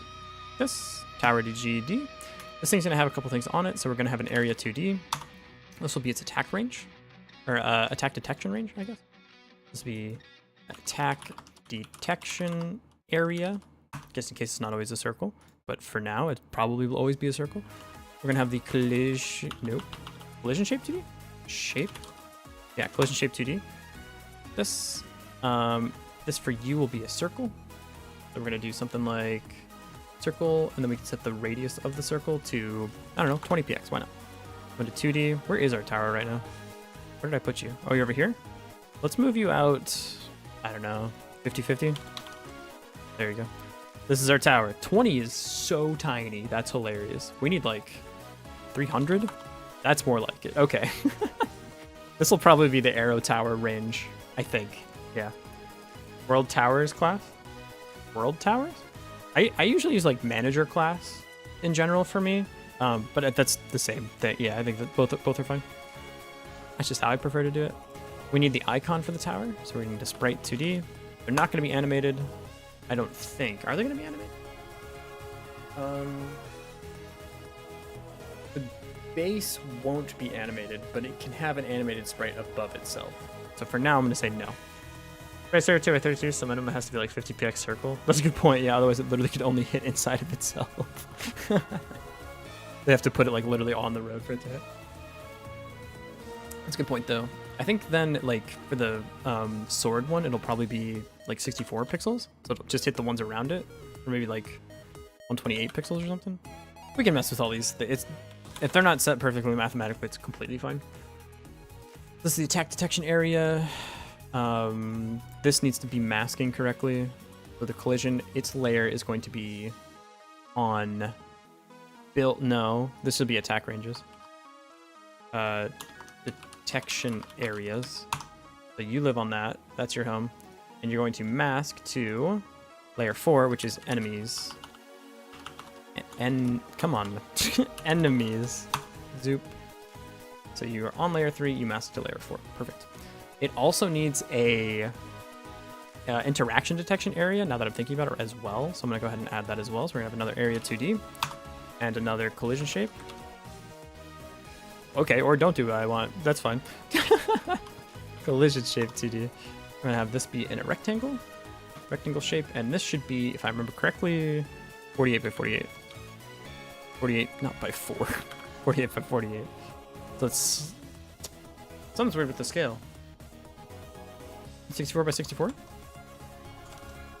Oh, the scale is times 2, that's why. Right, these sprites are also going to be scaled by 2. Which probably means the whole tower should be scaled by 2?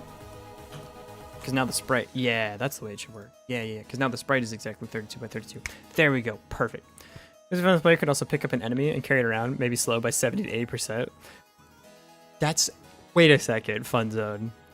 I was thinking about having the player character need to be able to do something to interact with the game, like attacking the characters, but it'd be so funny to me if they can't fight, but they can suplex you, you know? Like, get the fuck back to the start.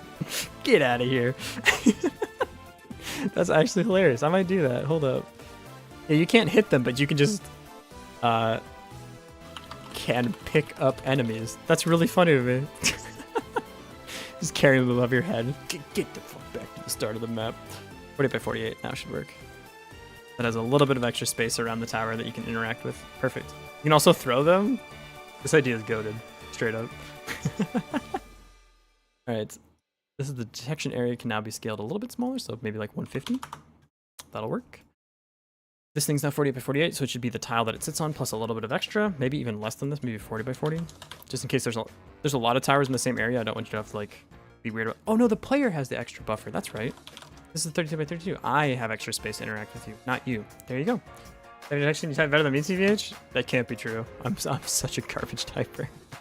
This is the interaction detection area. So this, let's see. This works the same as this one. So this collision is, you are on the buildings layer and you map to the player layer. So that way I, the player, can walk up and interact with you. Perfect. Which means right now, if I hit E on this tower, the game crashes. Neat. Perfect. Cool. So I go back to this. It will need, what else do we need here? Crash equals progress, you know it. That means it's broken in the way that I expect it to be broken. You know what I'm saying? We're gonna add this sprite here. This is the base sprite of the tower.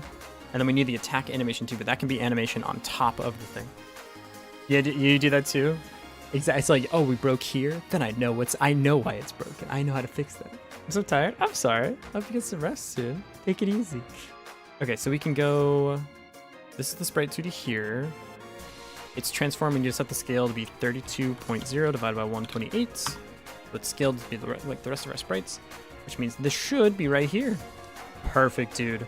We're making so much progress. This sprite, when we get the actual sprite, won't take up the entire 32 by 32 sprite area, which is okay.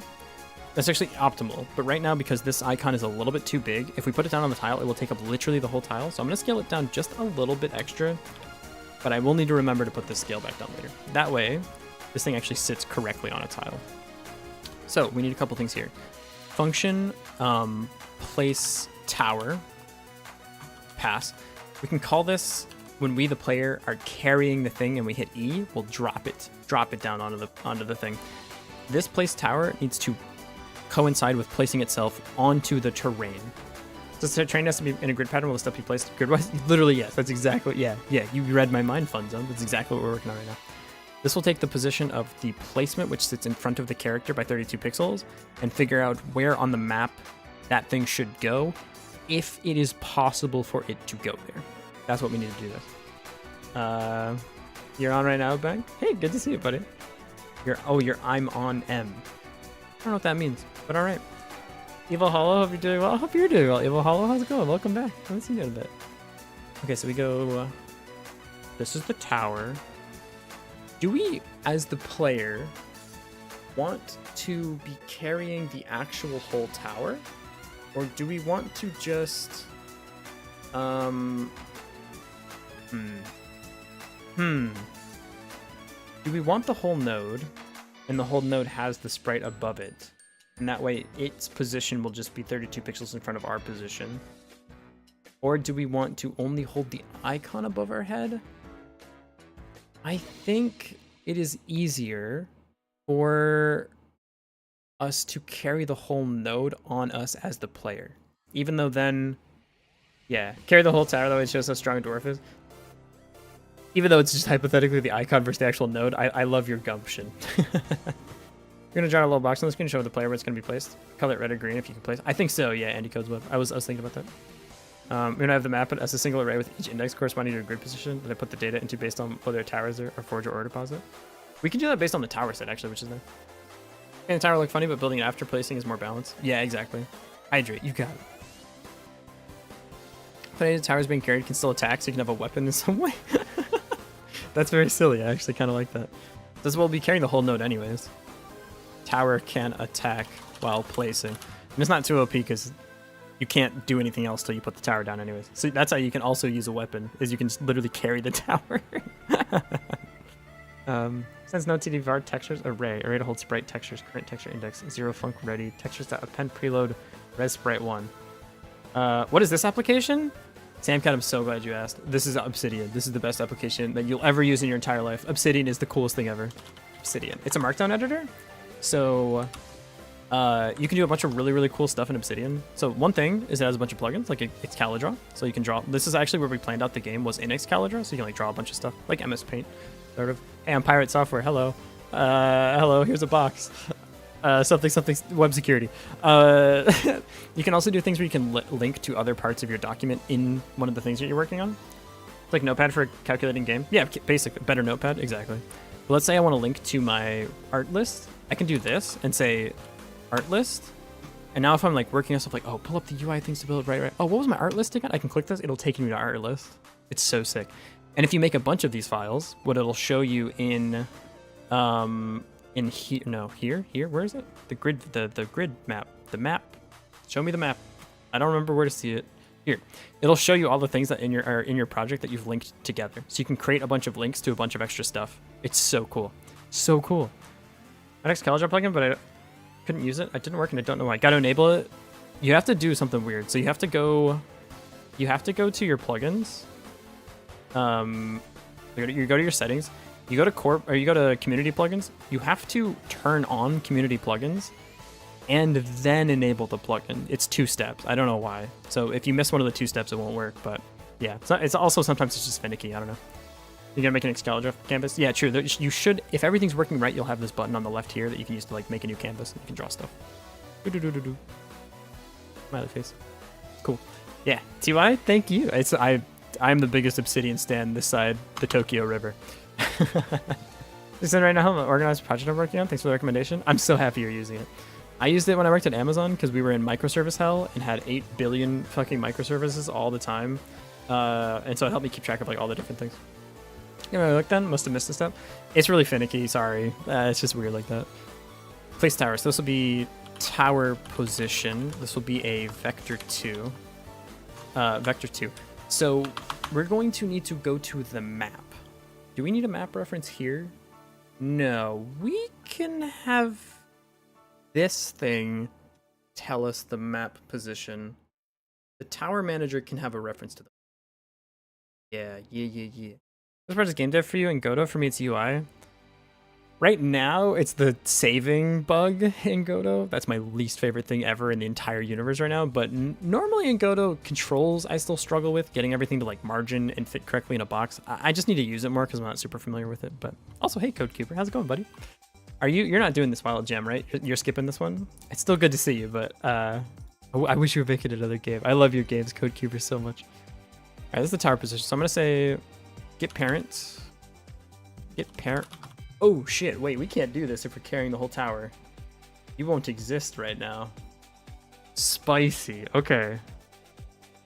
No, because the character can still have the map reference. You need the map. Okay, so this is gonna be scene refs. We're gonna say on ready map, tile map equals, we're gonna unique name this one, access is unique name, percent, the map. There's a place you want to get. It can get you there. Though. Like this tile map. It's much identifier. Oh, whatever. Far. Yeah, my real hardest part in Godot is just spelling things. This has the tile map, so we can go to here. We say get parent dot tile map, and now we'll have the tile map. On ready var. All the fucking time I forget the word var. It's hilarious, dude. That's my curse to bear. Tile map here. Get parent tile map. Okay, sick. Now we can go. Still making at type var. Wait, what? Did I mess something up? Fair character here. Tile map? That's okay. That's okay. On ready var tile map? This is fine. This is fine. It's okay. It's okay. Okay, we go to this tower. We say tile map dots. You ready for the cursed function call? You say get. Wait. Oh shit. Okay, I'm gonna do it this way. Var map equals this, and I'm gonna say this is a tile map. That way I have the right functions going on here. Okay, so we're gonna say map dot get what is it? Get coordinates? No, get atlas. Get thing. Oh, what is this shit, dude? Already of our tile map equals percent map. Isn't that what I did? This is fine. What's wrong with this? This is fine? No, it's wrong? My bad? This is okay? This is correct? This is correct, right? The type. If I type it here, does it transfer? Even if if I type it here, it won't, this tower won't know what its parent is. So this won't have a type hint anyways. I have to retype hint it here. but it's get atlas chords. Get cell atlas chords. I'm going to the other code because this function call is just the most cursed thing you'll ever see in your life. Wild Jam 68. What is it? The nope, wrong one. 67. It's going to be enemy character. I think it's on character. The actual like selected character outro movement grid stat display turn indicator. It's in the abstract classes. The character. Yeah, grid position. We have to get the grid position out, and it's so cursed the way you do it. Local to map reference to local position. This thing. That's get map position. Get position from map coordinates. I need the other way around. Is on sprite update map position. Get map position. Teleport to position. Position equals map reference to global. Map reference to local. Map position. That's the one. This is the function call. It's to global. So that way it comes back to the tower. Map reference, map to local position. So this is going to be the tower position. Like that. So this is going to be map to global, map to local, tower position. Yep. It'd be cool to have a moving ore system so the player's always running around, but I guess it'd be a bit too luck based. I don't think so, because like you move fast enough that, and you have enough things going on that you wouldn't necessarily be like always chasing it down. I'm using Notepad++, but not Notepad. Notepad++, I have it. I use it for most things, but like the default thing on my computer is still just Notepad. All right, so map to local. Get to the map's coordinates. Oh, you know what? Do we need to do that? Because we'll have the position of the character. We can use the global position for the placement. Just in case, it's probably still better to do this. So we take this position, which is based on the character. We take it to the local position, then we re-globalize it. How do I get the grid, the like tile grid though? That's what I don't know how to do. I don't remember. Clear from map. Let's see. This takes a map position, so we need a get map position. Is that what it is? Get map position. I think that's what it is. Return map reference local to map reference to local position. That's what it is. Yeah. This will give us, I think, the coordinates of this placement. We're going to do it like this. And I'm going to put a breakpoint here because this thing is so hard to do that I don't quite remember. So var map position. This is the array of the map. So I'm going to do this. And let's try to get this working. Go like this. That's for place tower. When you have E... or when you have the thing open, 2 hydrates, you got it. Also good to see you, Aries Dev. Thank you for making me hydrate. Okay, so can I ask where is the game you're making? I mean, its release. It'll be on itch, because it has to be on itch for the submission for, oh, also the GitHub, yeah. So that's the Lava Lamp GitHub. That's the other game. All those submissions for Godot Wild Jam have to be on itch. Yeah. Kind of following Godot Near's UI tutorial to add a relic selection system. That's awesome, dude. Keeper, what are you working on right now? I actually don't know what game you're doing right now. I know you're not doing the Wild Jam, but I'm not sure what you're actually schmoving on at the moment. Okay, so we can go to the player character. We say, well, let's go to the forge actually. So the forge says player picked up tower. We clean up stuff on our end. The player picks up the current tower. Okay. For now, I'm just going to put this on you, the player. You own this. This is your tower now. Congratulations. Which means if I move, I have the tower with me. Perfect. And if I hit E, the game crashes. Also perfect. Okay. One thing is the tower's interaction detection area should actually be off before we place the tower. So that way, if we're walking around with the tower in our inventory and we hit E, the game still crashes? What? Why? I mean, I did define this interact anyways, but function interact. If we're being carried, so we need a state variable here. So we're gonna say state vars, var is carried. You start with this always being true. Interact if is being carried. It should be is being carried. If you're being carried, then it will attempt to place you at the current position on interaction. So. Excited for your project release? Dude, me too. I'm having a really good time. I feel way better about this game jam than I did on the previous one, and I felt that way about the previous one too. So like, The Dome Keeper people were right. You need 9 game jams before you make a good game. It's awesome. If it is being carried, we're going to try to place tower, and I'll just say at position. So if I'm walking around, I have this tower above my head. Not above my head yet, but... And I hit E. Hold on, interact in base node 2D tower. Expected 0 argument. Oh, it needs us. Right, we need the player. Right. So I go to the tower. You're expecting the player character. More for polymorphism than anything else, but it's fine.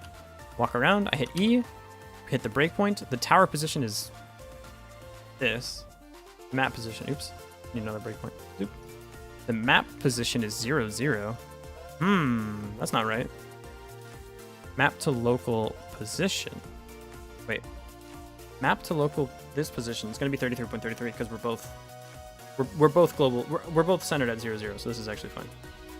Then we're going to say map local to map. Local to map. This should be a coordinate, no? How's it at 0, 0? Weird. Gotta go try to click up the gobo when I'm free from work. Can't promise anything. Take your time, man. I'm just so glad you're making me sprites. I love working with UTXP. Take it easy, buddy. 33.3333. That's the tower's position, not the, like... This is the position that was passed in here. I mean, it should also be using this, but it's the same thing.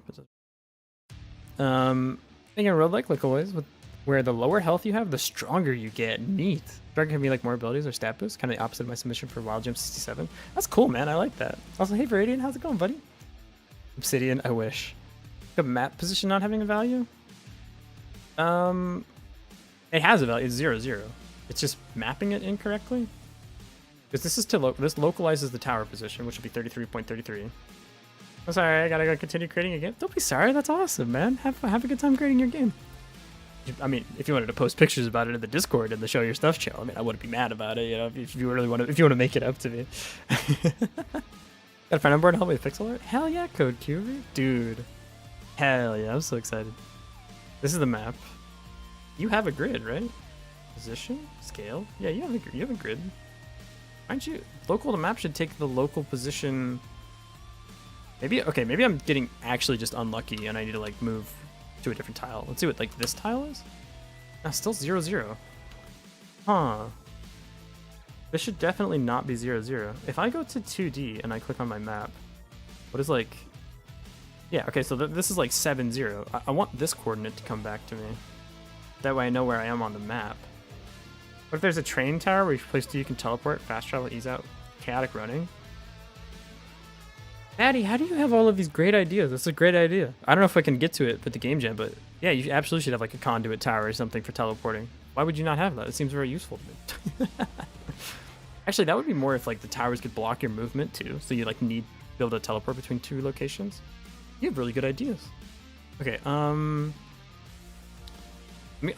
add a note for it, for like a conduit tower or something, but again, no promises on any features. We're making tower defense? Yeah, tower defense. I have enough ideas. More ideas. More scope. More scope. It's a whole week. We can do whatever we want, he says 2 days into the gym. Here, it's still 0, 0, huh?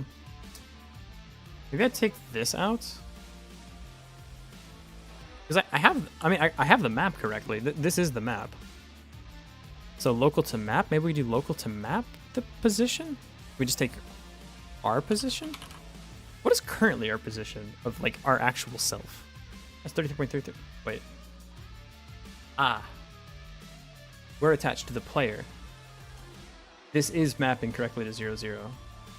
Because we need to go out from our current position. I see what has happened. I understand. I understand what has happened. Okay, what should okay, first of all, this sprite should be bumped up to like 50? Nope, wrong way. 0, maybe like 20, so it's above my head. Minus 20? Like that. Minus 30? Something like this, yeah. So I now have the thing above my head. And I'll have like a carry animation or something.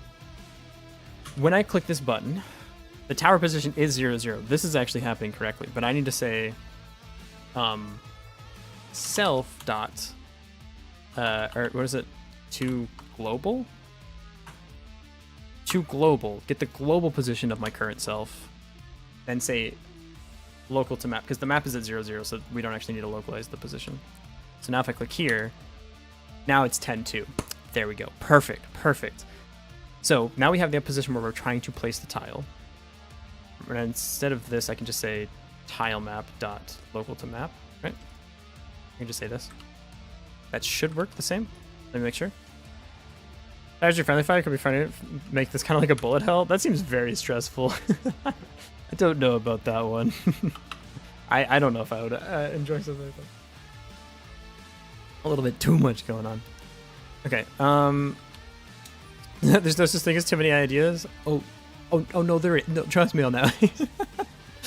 That one I definitely know is true. This is where we're trying to place the tower. We're going to say on the map, like, hey, can I place the tower? Am I allowed to place the tower here? So I'm going to say, actually, I guess we do need the map. Map equals get parent tile map, because we're going to call it twice, and it'd be silly to do the reference both times. So we're going to say this is the tile map, like that. We're going to say, can I actually class name this? I can. Class name, map. Hopefully map's not being used. I'm allowed to use map, I hope. I hope. Please, one time, tell me. Tell me. Discord, one moment. So I turn this to map, and I can say this stuff, and then I say map dot check is valid position, map position, and then I say if it's valid. So I say if check if it's valid position, then I say map dot place tower at the map position, and the tower and myself. So place me at this position. Boom. Cool. Maybe a bullet hell style bullet spawner. I made an asset for rotation and lock on shoot. There's no way during all of this you also have to dodge your own towers. That seems very silly. Also, it would make the thing where like you can carry the tower as a weapon not really work, because you would be carrying a thing that would chop your own head off, which kind of sucks. But I don't hate the idea of making a bullet hell. Like, I love Toho and stuff. I'm a bullet hell stan. I'll go up to bat for bullet hells. So I go to the map. I attach what have I done? I put this on the wrong thing somewhere. Uh-oh. Node 2D. Wait. Something I accidentally turned into a map. You're not a map. What the hell are you talking about? This needs a thing. Attach script. Map. So I'm going to say class name map. Extends this. There we go. That's what it needs to be. What if you, while you're carrying the tower, shoots enemies? I think we're going to do that, actually. Gotta go now. Have some guests coming over today. Good luck with the game jam. Looks pretty neat so far. You're pretty neat so far. Take it easy, buddy. Have a good time with your guests. Sounds so fancy when you say it that way. I have some guests coming over. It's the mayor of the town. It's coming to the house. Alright, so we go here. Function, check if it's valid position. For now, I trust you. You wouldn't lie to me. You wouldn't lie to me about it being a wrong position, right? You wouldn't do that to me. You wouldn't do that to me. And then the next one we need is place tower. I found a base map. Yeah, it is. Look, it's right here. I just made it. You're good. Is this better now? Check is valid position call expect. Oh, it needs the position of the map. Map position. Yeah, again, I trust you. It's fine. It's probably fine. Now can you place tower?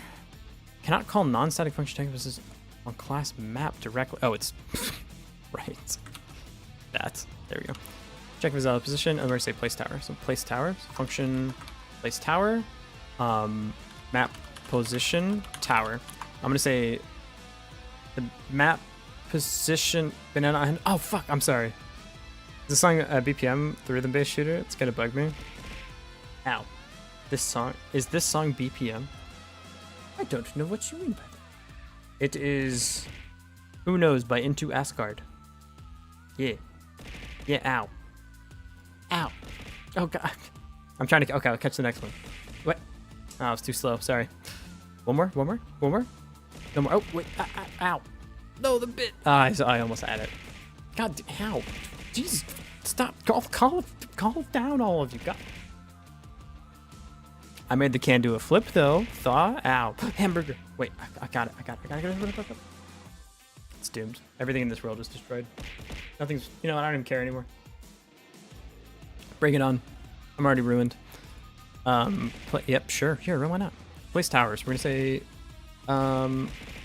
Jesus Christ, my head. I caught the steak. Wait. Yeah. Ow. Despawn. Okay, so we're gonna say sorry, I'm getting brain damage. We have the position of the things. We need to say the tower dot position equals. Oh, first we need to detach it from the player character, right? Yes. So we're gonna say player character.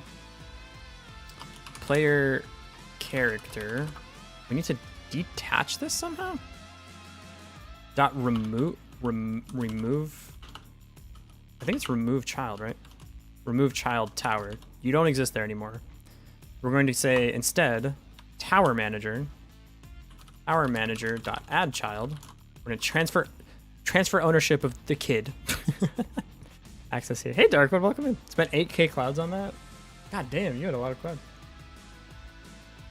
It is a rhythm shooter called BPM bullets per minute. Very interesting game. Dude, that sounds sweet. I love rhythm games and bullet hells. Sounds like I would very much enjoy that. This is the position on the map it's going to be, so we're going to need to take this to say map to local, and then we can say the map position. I think that works. So remove the child from here, put it here. I still haven't checked this out. I'm still trying to figure out this tower thing. I don't want to like interrupt my brain. And now it's on the thing. The scale got reset though. I think so long as this is the same scale as the player. What's the player scale? 1.5. As long as this scale is the same, this is also 1.5. And then this tower doesn't have a scale, does it? No, it doesn't. Does the sprite have a scale? 0.23, but that'll remain the same. So I have the tower above my head. I go to place it. Why is it so tiny? What the heck? Why does it shrink down like that? I don't understand. On my head, I hit E. Also, it's not really on the map. Like in any meaningful way. Because it should land directly in the center of this thing. Also, it should be in front of me. You know, after you finish the game, can you make a video about how you made it? Will help a lot, thanks. I'm gonna try to make a long form video about this, but we'll see. Alright, I can check the Discord now. I don't know why this is bugging out in the way that it is, but I will figure it out later. Okay. Risati, ooh! That's a nice forge. That's a nice forge, my guy. I'd build stuff with that forge. You kidding me? That's gorgeous. That's beautiful. Goddamn, Risati. That's fantastic. Holy shit. Can you do me a favor? Can you make it like either like slightly chipped on the edges or something, or like slightly smaller than the 32 by 32 or 64 by 64 or whatever, so that way you can see a little bit of the grass beneath it, just so it looks better on the tile set? Can you like maybe a margin of like literally 1 pixel? Can you shrink it in by like 1 or something? Gonna animate it? I'm so excited, dude. You're cooking. Yeah, I might make a long form about this little adventure. Now, why does the scale set like that, huh? That's so strange. Is it because this is getting scaled? Let me think about this. All right, so if I try to place this directly above me on this tile, where does it go? It goes to the bottom right of the tile. Why does it go to the bottom right of the tile? Doesn't make sense to me. The position is correct, and it is like going to the correct thing. I'm curious why you're in here now. You're in the tower manager. Oh, because I set the wrong scale? That why it's broken? That why? That's why it's messed up? Yep, that's exactly why. Cool. All right, I'm a genius. Try this again. I have the tower above my head. Click here. I set it on remote only. I'm so talented. Tower manager. Transform scale 1.5. The enemy manager I set the scale here. I bet. Okay, try again. Try again. Take it easy, Maddie. Thank you so much for being here, for all the good ideas. How are you over there? How did you get over there? That's crazy. You're so far away. Hydrate, you got it. But yeah, Gem's going pretty well.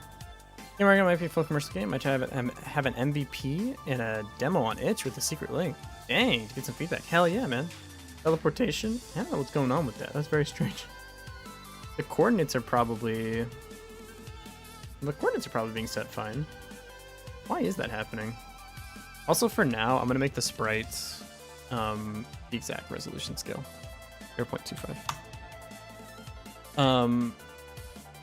Yeah, what is happening with that? Why is the position being like schmooved around in such a weird way?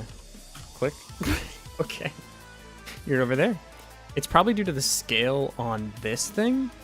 So we probably need to localize. Yes. Because the tower manager. Yeah. I mean, I can also just set the scale on this one. Maybe that's a better way of doing it. Maybe. Can I do this in a way that says the player's character doesn't have a scale set? If I set you back down to 1, what happens?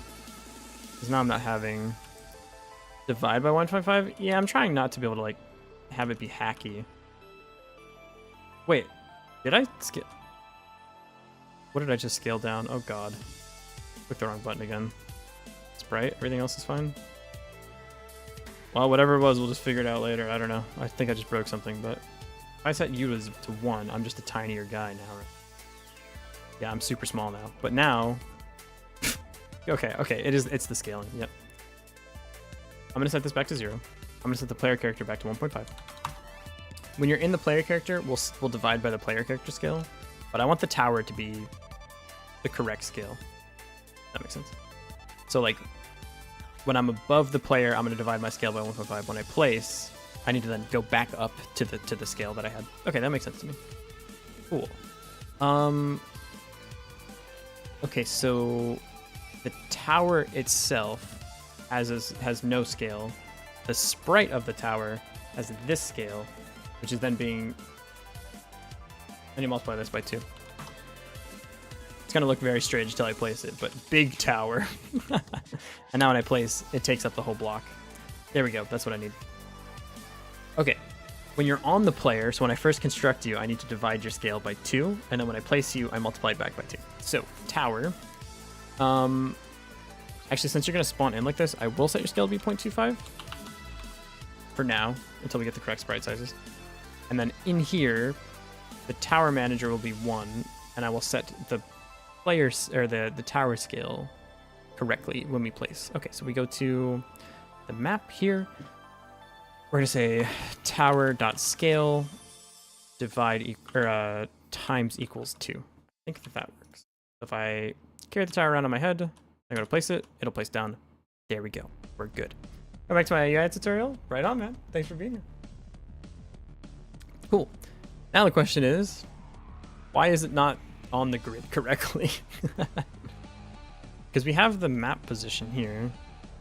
Let me see why that's not working. Games are looking super good. You're looking super good. Thank you so much. We go to here. Map position is 14 by 14. That's correct. Maybe I should set the scale after I place. That would probably fix it as well, actually.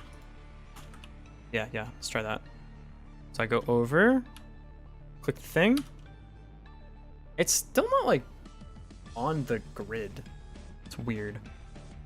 What is your current position? 272. That's such a weird. It's mapped to local. It doesn't. You're both at 0, 0. There's offset from the grid. Does it? Do you have an intrinsic? Do you? In the base game, did I set something so you appear above the player's head? Is that what I did? Do you have a position set? No. The sprite has one. I did the thing. I did the silly thing. Okay. Use global maybe? No, that because they're both at 0, 0. So their globals are the same. Yeah, I put it on the sprite because I'm a big dumb idiot. Now it'll be exactly on my character. And if I place it, it'll place into the... Still wrong, huh? Wait, what? Why is it still wrong? If I place here? Is it always off by the same amount, or does it depend on how I place it? So that was like a little bit from the left and right. And if I go to this one, a little bit to the left and right. Let me try to place it like in the middle of a block, see what happens. In between 2 blocks. Yeah, the offset is the same every time. What is the grid size? The grid size is scaled by 2. And it's 32 by 32. So, but it never touches the grid size. I mean, is there something weird about doing the remove and adding it back that resets something? Let me see. Okay. Well, remove child just takes it out of this thing. I can't add it to the child because I can't add it to both, I don't think. I have to remove first. Map to local. What is the map to local look like? Maybe that's what's weird. Hit E. Map to local. Wait. Tower oh, I'm not even doing it. But it should just be the current position of the tower then. Because it's under the tower manager now. So this is the tower. What's the location of this tower? 272 by 80. Weirdly, the 80 seems correct to me. The 272 seems weird. What's 272 divided by? 272 divided by 32. Is that a real number? Yeah, that's a whole number. No, this is right. I bet something's weird in the 2D then. No. Wait. Go to tower here. You don't have anything set. Sprite 2D? You're also fine. Why is it ending up like a little skewed like that? Let me see something. Okay, if I lock this, I'm gonna lock this, and if I move, I want to move the tower. Oh, I said I want to move the. I said I want to move the. I said I want to move the tower. Go to what happened to my tower? Oh, I can't see the sprite anymore? What the fuck? What just happened? What? Eh? Where did it go? What? Am I losing my mind? Where did my tower go? What? Scale is 0 on tower. No, it's 0.25. Where'd my tower go? 80 by 32 isn't a whole number? Oh, you're right. That's weird. More importantly, where'd it go? It's no longer with us. It's gone forever. That's 0 again on scale? No? Oh, here. Oh, what? How did that... How the fuck did that happen? Control Z. It's back. It's home again. The tower is back home. I don't know what happened. Okay, we're all just gonna pretend nothing, everything's fine and always has been. That was super. I don't know what the fuck. Okay. Why isn't this taking up the full 32 by 32? That's what I want to know. Oh, because it needs to be. It needs to be 0.5 divided by the player scale. So it'll be this times 2, and then divide by 1.5. Divide by 1.5. I bet this is what's causing it. By 1.5. Now it's exactly 32 by 32. So we have the thing, and it's the size of the grid.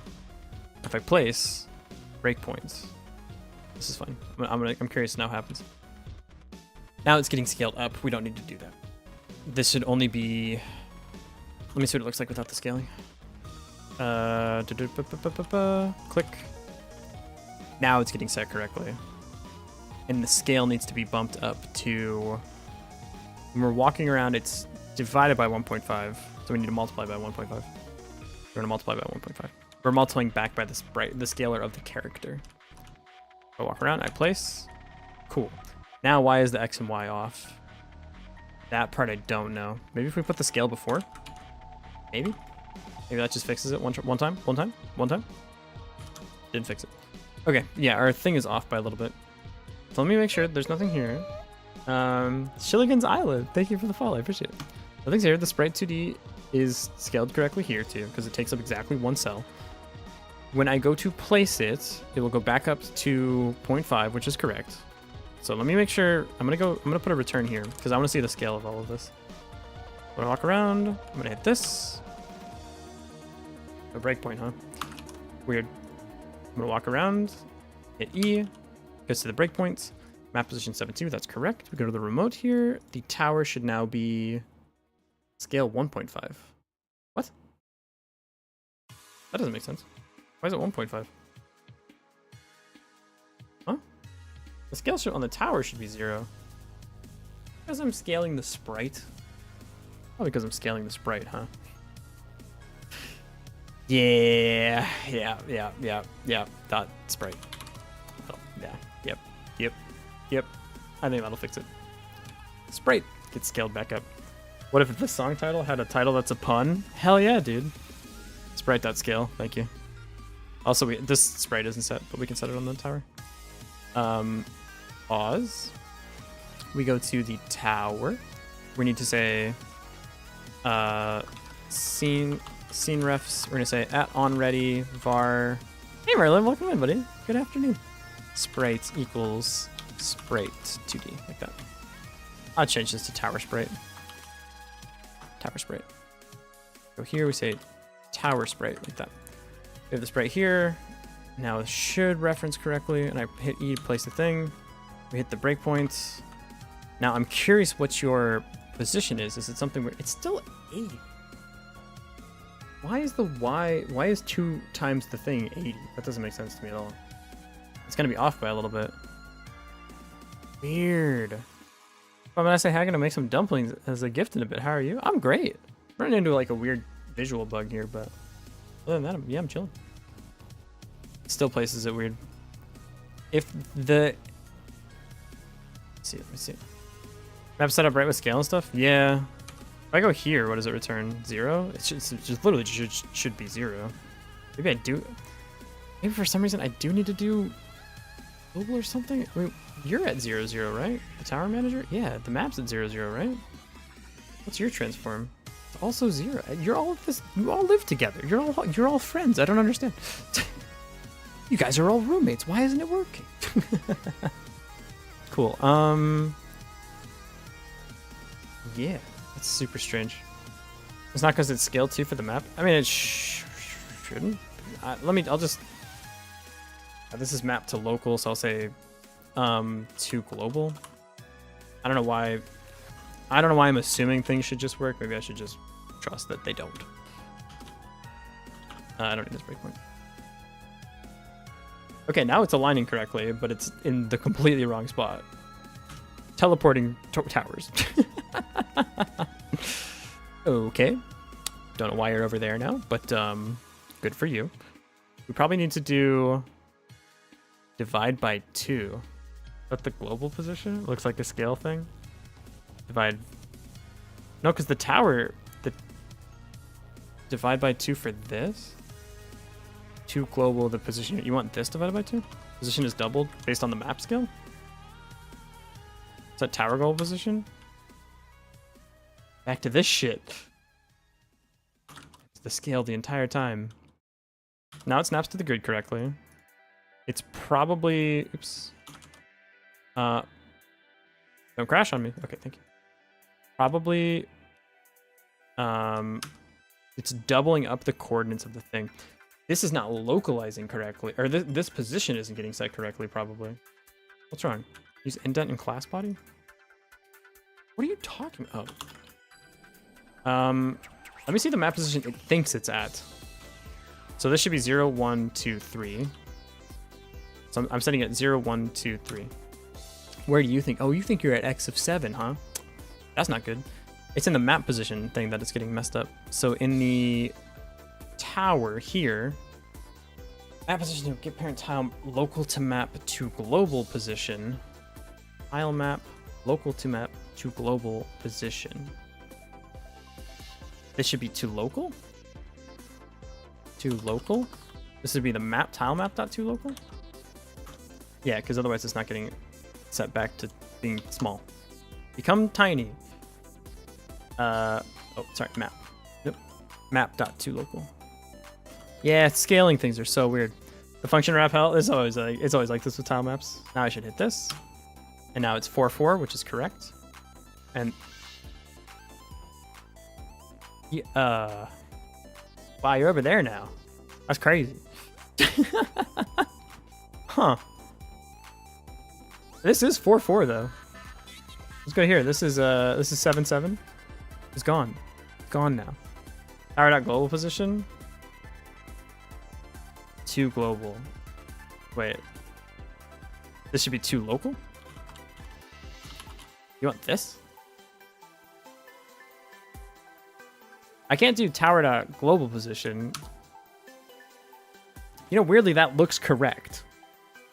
Tower.global position? I don't think that fixes it, no? Like, I think we're running into the same thing because it's at 0-0 still. No, I was wrong. I was wrong. You were right. What do you want me to say? Of course you're right. You know everything. Don't set the scale. Of course you're right. It's fine. Don't worry about it. Yeah, see it work. Get off. Get off of me. Get away. Get away from me. I don't know what. Something has happened. Get this thing off me. Player character. Yeah, like I was saying the whole time. We had to set the global position, obviously. Yeah. Any ideas for what to put in the forge? Metal bars. Water trough? That's good, actually. Stool? Stool's also good. Remove child. Tower. Get this child away from me. Remove child. Okay. Now we should walk around. Drop the... I just want it to work on the first try one time. I just want one time. I just think that'd be cool one time. For one time if it worked. One time. If it just worked one time. Scale 1.0. I know. Tower. Dot sprite. Dot scale. Times equals 1.5. Let me do one more thing. I want to see the collision shapes. I want to see it with its attack area on to make sure this isn't getting scaled wildly. Like, just one time would be cool, though. You know what I mean? Like, if it just worked one time, if it just did that one time, I think that would be cool. I think that'd be a cool thing for it to do if it just worked the first time. One time. One time if it just did that. Anyone else think that that would be a cool thing if it just worked? God damn it. I think this actually needs to be tower at scale, and I'll tell you why. Times equals 1.5. Because when I'm placing, I'm removing it from the player character, which resets its scale. Why couldn't you just done that the first time? Why couldn't you done it the first time? Yeah, that's so much better. There we go, dude. We have a tower, and if you try to press it, if you try to interact with it, the game crashes. Crazy. Now, this tower should not start here. We need to prefab this. So we're going to say a branch as scene, scenes, tower, and then we're going to remove it. Get out of here. Now, the gameplay loop should be the following. I walk up to my forge, I click this, I click arrow tower. It goes to build the arrow tower. When this progress bar is done, it puts the thing here. When I click this and hit E, it puts the tower into my inventory. So, for it to do that, we go to the player forge. We say, build tower. This is where we actually create the tower. We're going to load the thing. So we're going to say, scene refs, on ready, tower, prefab, or tower scene, fine. I'll use the right words. Equals load. We're going to load the tower. Tower TSN, copy path, like this. Now we have the tower. Tower scene here. I always forget. Tower scene. Tower scene. Look at my last 5 matches. It's all global position. You were right. You were right. I just wanted to make you proud of me, Leviathan. You know, I really did. That's all I wanted. Tower scene dot instantiate the var new tower equals tower scene instantiate, and we're going to say, let's see, what? Okay, I thought Dono Wall was like you had to pay to talk to me. What is Dono Wall? What does it actually mean? I thought it was like you had to donate. You're getting like blocked by the fact you're not like, you know, like a sub or something. It means ignored. Ah. You know what? Fair enough. Yeah. You're talking to a wall. I see. That sky subs like you can't read. It's true. It's true. I've been trying my whole life. Maybe one day I'll learn. I can't wait. All right. Tower scene instantiate. We're gonna say new tower dot set resource or set properties. We're just gonna pass in the entire gosh darn resource. This is the current tower resource. And then we're going to say, you actually just chill. We don't add the child here. We just set the resource, and you just don't worry about it. We'll come back for you later. It's fine. You're doing great right now. I'm so happy for you, tower. Okay. New tower set. Yeah, set properties current tower resource. And then this just becomes the tower. So the current tower. Go like this. We say current tower equals this thing. And we set the properties. And that's it. We need this function in the tower. We're going to say function set properties. Tower resource is a tower tower resource like this, and we're gonna say pass. We'll figure it out later. It's fine. Okay, so now in the forge, when the player picks up the thing, we're going to say pick up tower, current tower. On the player, what this is going to do is say add child to tower. Now it should go onto our character. So I walk up to the thing, I hit E, I click an arrow tower, I wait for it to build. It finishes building. I click E, I have the tower in my inventory, I'll walk over, I hit E, I place it down on the ground. Ship it. The game's done. I hope you guys enjoy the game. There's no enemies or anything, but I feel like it's more chill that way, you know? Tower fix and chill, you know it. Damn, it works. Why do you sound so surprised? Why? Why do you sound so surprised? Can I make a sword tower? I certainly can. Is it the exact same tower as the arrow tower right now? It certainly is. Place it down. I have 2 towers. Can you do a silly thing like making an arrow tower and picking it up and putting it on the path? You absolutely can. The game doesn't care right now. So there you go. You're allowed to do that. It's totally fine. Maybe they attack the ones that are in the path or something. I don't know. Yeah, we're good. Okay. All right. Can you place a tower on a tower? Absolutely. Yeah. Yeah. You 100% you can. Should you be able to? No, absolutely not. But can you? Watch this. That's 2 towers, bro. No, the map we need to implement the logic for the map to actually make sure you're allowed to place things where you can place them. Oh, also, if you walk up to a tower and hit E, the game crashes. Valid property or key tile map on base object node 2D. Oh, right, it's trying to replace the tower. In future, you can stack towers. Is it a bug? No. It's a feature. It's a feature. Okay, so this is... Why are we doing this? Check. Wait, add an article route. Get closest. Do you not... Oh, you're not the one that's actually placing this tower, huh? The tower shouldn't know that it's being... The tower should get a function call from the player knowing that it's getting placed. Place tower. If is being carried, place tower. Is being carried is false. So once I place you down, I should not be able to pick you back up. Click the arrow tower, wait. Tower, super tower. Does nothing but increase scale. That's actually kind of funny. Now I can't interact with you because you're on the floor. Perfect. But I can go get a new one. And I can place that one down. Grab it. Put it down. We got a tower defense, dude. It's crazy. They're going to walk down this path. They don't know what's going to hit them, dude. It's crazy. So sick. Okay. Once they're placed down, then the interact becomes the upgrade, but we'll finish that later. Cool. Click tower starts building, exits the modal menu, pause game on modal pull up. We need to do that because the game's still going to be running while you're doing this. So the way we do this is we say, you process are going to be always, and the enemy manager is going to be process pausable. Tower manager is also going to be process pausable. And the player forge doesn't matter. The player character should be pausable. I'll set it for the forge too, because maybe something buggy will happen, but... And now here, we're going to go into the main. We're going to await this, and then we're going to pause once it's tweened up. No, we paused beforehand. So get tree dot paused equals true. We await this thing, so the game should pause now when I pull up this menu. You know? That's on me. Go here. Hey, guess what you're allowed to be? You're always. Go here. Still nothing, huh? Why? Forge menu. You're alive. Look alive, forge menu. Your mode is always.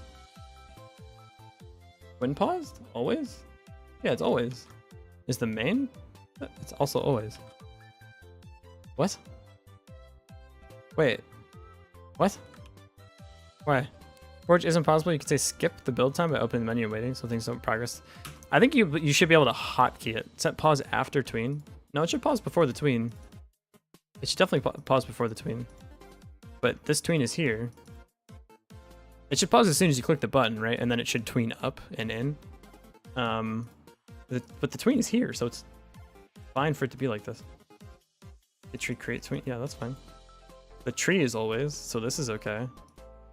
Make sure the menu is not inherent pause. It's always. It's on always. Process is always. Set not inherent pause. If I do inherent, I mean it'll also be always with the menu. Is the menu being weird? It's always. It's always. Weird. Do I need to do win pause? There's no way that that fixes it, right? Boop. Yeah, that doesn't fix it. No, this is always. You're always allowed to be here because when I unpause, it's gonna need to be here too. You're pausing it, then doing the tween, so it won't run the tween. Can't. But why do you have to do the tween first? I mean, I understand why you have to create the tween, maybe. But like, it should pause before it's done animating in, no? Don't need to await it, so just create but don't await. That, because you're pausing the script, that doesn't make sense to me because you can tween out while it's paused too. Yeah, yeah, that wasn't gonna fix it. There's no way that fixes it. Forge menu, what's up with you? Are you doing something weird? Tween in, return tween. Self tween property. Yeah, indeed. Create tween out. Is it automatically tweening out? No, it's on tower purchase, so it wouldn't be doing that yet. If I go over here, does it move at all? Or are you exactly where you started? Look at you. You moved a little bit, didn't you? Hold up. Did it move a little bit? No, it didn't. Maybe breaks if it's actually running the forge script? Oh. Yeah, are we even getting to here? Are we getting to the pause? We have to be, right? Yeah, we literally have to be. You're the one doing the tween in and you're not paused. You're fine. This interact is working correctly. Where's the info menu coming from? Is the source paused? The menu, what do you mean the info? Break on tween? Break? Oh, break on tween in? Oh, you're saying this isn't getting called? You want these? Okay. Look up to here. This is the pause break. Tween in.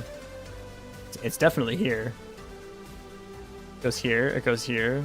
Returns this way. I mean, it doesn't have to return the tween, I suppose, but weird.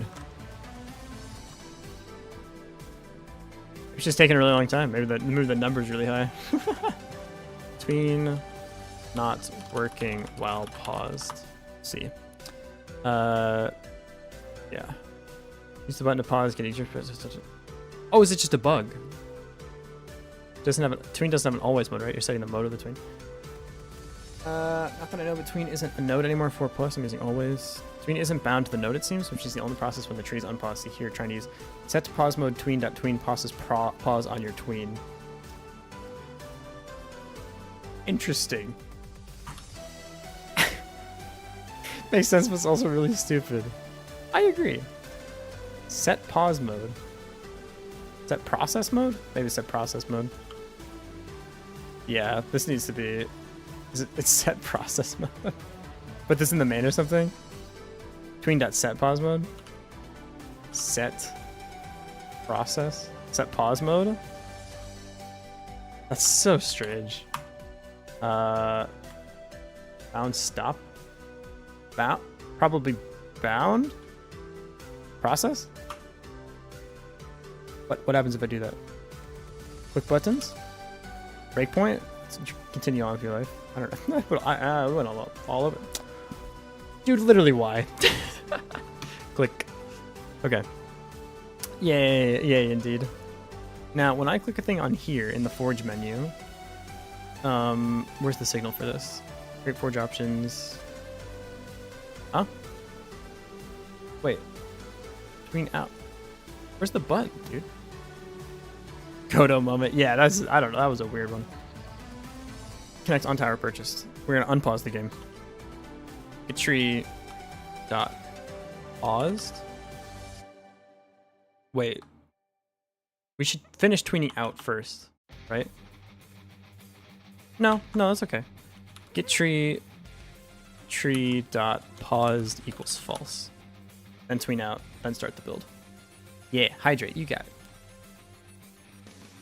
That's the way that it should work, right? So I walk up, hit the thing, create the arrow tower. Well, property of key pausuid. Not pausuid. Paused. Gotta pausuid the game. Click. Yeah, dude. Pick it up. Go over here. Place it down. Dude, we're making a game. Flip character sprite on left right movement. Yep. Okay. Okay, hitting control moves him down sometimes. Okay, that's fine. I don't know why that happens. Cool. So we go for Nance again? Possibly. Character sprite on left right movement. So if I go to the character sprites, this should have a flip H, right? Flip H, yep. So, feature for speedruns? Yeah, I guess. If vector 2 wait, what?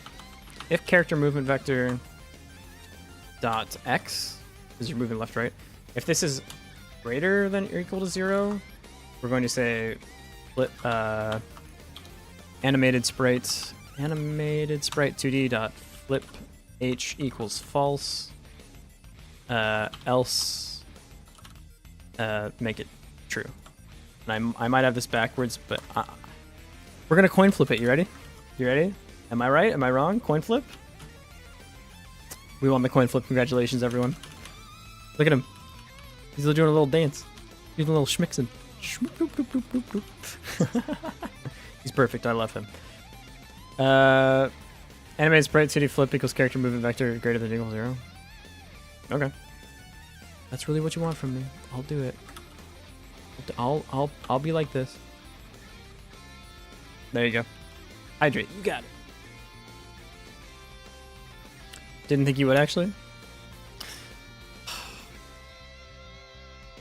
Leviathan, we lost the coin flip. We are now Michael Jacksoning all over the place. What have you done? What have you done? What have you done? He's moving. The moonwalking dwarf is coming for you. How about this one? How about this one? Does he doesn't like have extra momentum, right? He just stays facing whatever direction. Cool. All right. There's I'm not a math major. Fair enough. And yet we had one in the room still, and I still messed it up. Oh, what crazy times we live in. Okay. So that works for the position flipping. So that's done. After activating loading bar appears to construct the building. You're in the wrong spot of the checklist. Yeah, that already works. Once finished construction, hit E to pick up the tower. Hold icon above character. Done. E places tower in front of character. We need to hold this above ourselves. So, when we pick up the thing, when we pick up the tower needs to adjust its position by +20. Yeah. Okay, so we're gonna say either above or way smaller on. I think I want it to be the full size to your just a really strong dwarf. That's very funny to me. We're gonna tower. We're gonna say var carry position y offset equals 20. On ready, when it enters the scene tree for the first time, we're gonna say position.y plus equals the carried sprite y position offset. So we're gonna walk up, hit the thing, create the tower, we wait, we pick it up, and I was wrong. I lost the coin flip. -40, -35, -35. Why not? Try -35. What happens? Click, build the thing. Gimme. That's still not quite enough. 45? 45? Wait for the forge. I have a furnace, anvil, hammer, water cooling thing, coal pile, stone pile, table, stool, wool, stool. What else do I add? That sounds like a lot of things. Quick. There we go. Would it be better to use this, a marker in the player node to set the tower position to? What do you mean? Some of the sent enemies in lava lamp, didn't we? I mean, use a marker in the player node to set the tower position. I don't think so, because then we have to get the position out of the marker. This is fine. If we weren't doing it like this, then maybe, but I think this is totally fine. Why? Get off of me. Why can't I place you? What? What? Dude, get off me. Oh, also, we flip. I see. Wait, something weird is happening. Okay, let me go to the player character. We go here. This should be less than, right? Wait, we're running into a weird thing where if you're moving this way, and then you click up or down, if you're this way, you flip yourself over. Why? I need to do if this is this absolute value of this. If ABS, character movement, is more than... You got to be moving at all for this. This is greater than or equal to 0. Greater than 0. Then flip. There you go. Back to if, haha. Yep. So I run Suyu now. Nice. You're gonna use it for enemies being picked back up? It's true. It's fine. We can change it later. When is Game Jam ending? Next Sunday for me. So we have exactly 7 days from today. Here, go to the thing. I can place it down. We seem to have lost the ability to place the towers. That's very interesting. Why can't we place you? What the heck? Tower? Being carried is true. If is being carried... Oh, because we're not interacting on you anymore. Oh. Oh, we're not actually in your interaction range. This needs to not be this. This needs to be this. Sprite dot position. The actual tower is still on our head. The actual tower is in our character still. Yep. Otherwise we can't interact with it. There we go. Click. And now I click to put this down. There we go. There we go. There we go. There we go. Perfect, dude. Perfect. Sick. Okay. This sprite position automatically gets reset because we're removing the child and putting it back down. Is that true? Or did I just pick a nice round number? The range is offset. Is it offset by this pixel amount? Wait, I need to check this. So I go here. I'm gonna pick up a tower. Is the sprite not being in the right place? Yeah, the sprite's not in the right place. I need to readjust this back down. So I need to do by this thing. Is it offset the sprite? Correct. Yep. I was wondering just how to where to reset it. That's all. Your project got into hot water since it turns out user using Nintendo SDK to code stuff. Yeah, I saw all about that whole drama. Project got nuts overnight. Nintendo and ruining things. Name a more iconic duo. Mustafa, hey, welcome in, buddy. Or ruining like third party. I like Nintendo. They make fun games. Okay, so we go to when the tower gets placed. It's on the map that tells it where to get placed. Yeah, so I say tower.sprite minus equal dot position dot y minus equals tower dot, this is a tower. I'm gonna go to this last name tower. It's this thing, and I can use this carry offset now. Just say subtract equals it. Go to the map. This thing. Tower carry position y offset. What's wrong? Cannot find tower in current scope. Have you tried harder? Right here, class name tower, dude. What are you talking about? I can't find it. I found it. What's wrong with you? Yeah, see? Did you just check again? Where was the last place you saw a tower? Arrow tower. Pick the thing. Build the thing. Pick up the thing. It's on my head. Place it down. Sweet. It actually should try to get placed in front of me, not on top of me, or like not where my character currently is. Right, it should probably be in the tile in front of me. Shows you're wearing your necklace on top of your hoodie instead of around your neck. Can't watch anymore, ruined. I'm wearing my necklace on top of... Wait, what do you mean? On top of my hoodie instead of around my neck? Yeah, that's fine. They're not as nasty, they can prove it easily and countersuit. If they did, then yeah. Yeah, I don't really know too much about that drama, but... You save 2 times when you add / change class names? Apparently. I want to be able to place this in front of me, so I need like the green... It's time to make the green box. The green placement box. Yeah, green placement box time. Green placement box. So, did this already. Spawn on the edge of map. Walk onto the forge on the path. Interception enemy range shot. Yeah. So, green placement tile like this. Discord. Yeah, Resati's daily. It's more like every 10 minutes. Holy shit, dude. That looks so nice. That looks so nice. My god. That's a beautiful forge, Rasati. That's gorgeous. God damn. Yeah, this with some like glowing and like the smeltery thing. Ooh, that's gonna look good. That's that's gonna look good in the game, dude. Looks amazing. I agree, dude. Holy shit. My boy's cooking. What else should I add? a donation link so people can support your art, bro. That's what you should add. Oh my god. Darkwood. You know what, Rosati? You 100% deserve that. Yeah, 100%. Forge deserves a sub. I completely agree. Thank you so much for the gifted sub, Darkwood. And Rosati, enjoy your ad-free viewing for now. Would have found the furnace? Wouldn't know about that one, Chief. Is it wooden?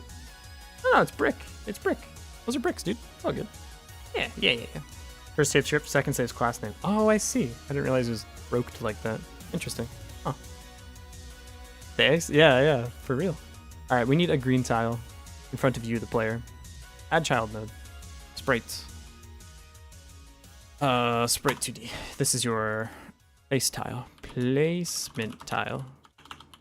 And actually, this thing can do the thing where it checks if it's a valid placement or not, since it needs to do it anyways. All right, so this needs to be... I go here. You already know what I'm using for this icon, obviously.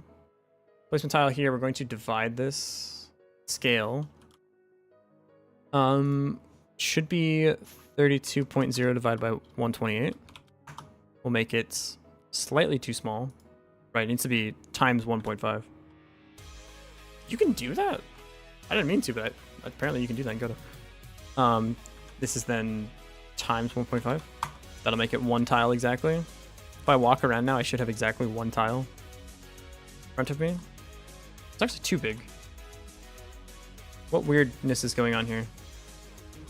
If this is a 32 pixel tile, these are 32 pixels, but these are times 2. The character... divided by 128.0. If I do 0.5, that's too big, right? That's way too big. How did I get this to be exactly the right size? Long streaming game, important question. Yeah, we are. So I can go like... It should be slightly bigger. Is it like 0.3333? Yeah.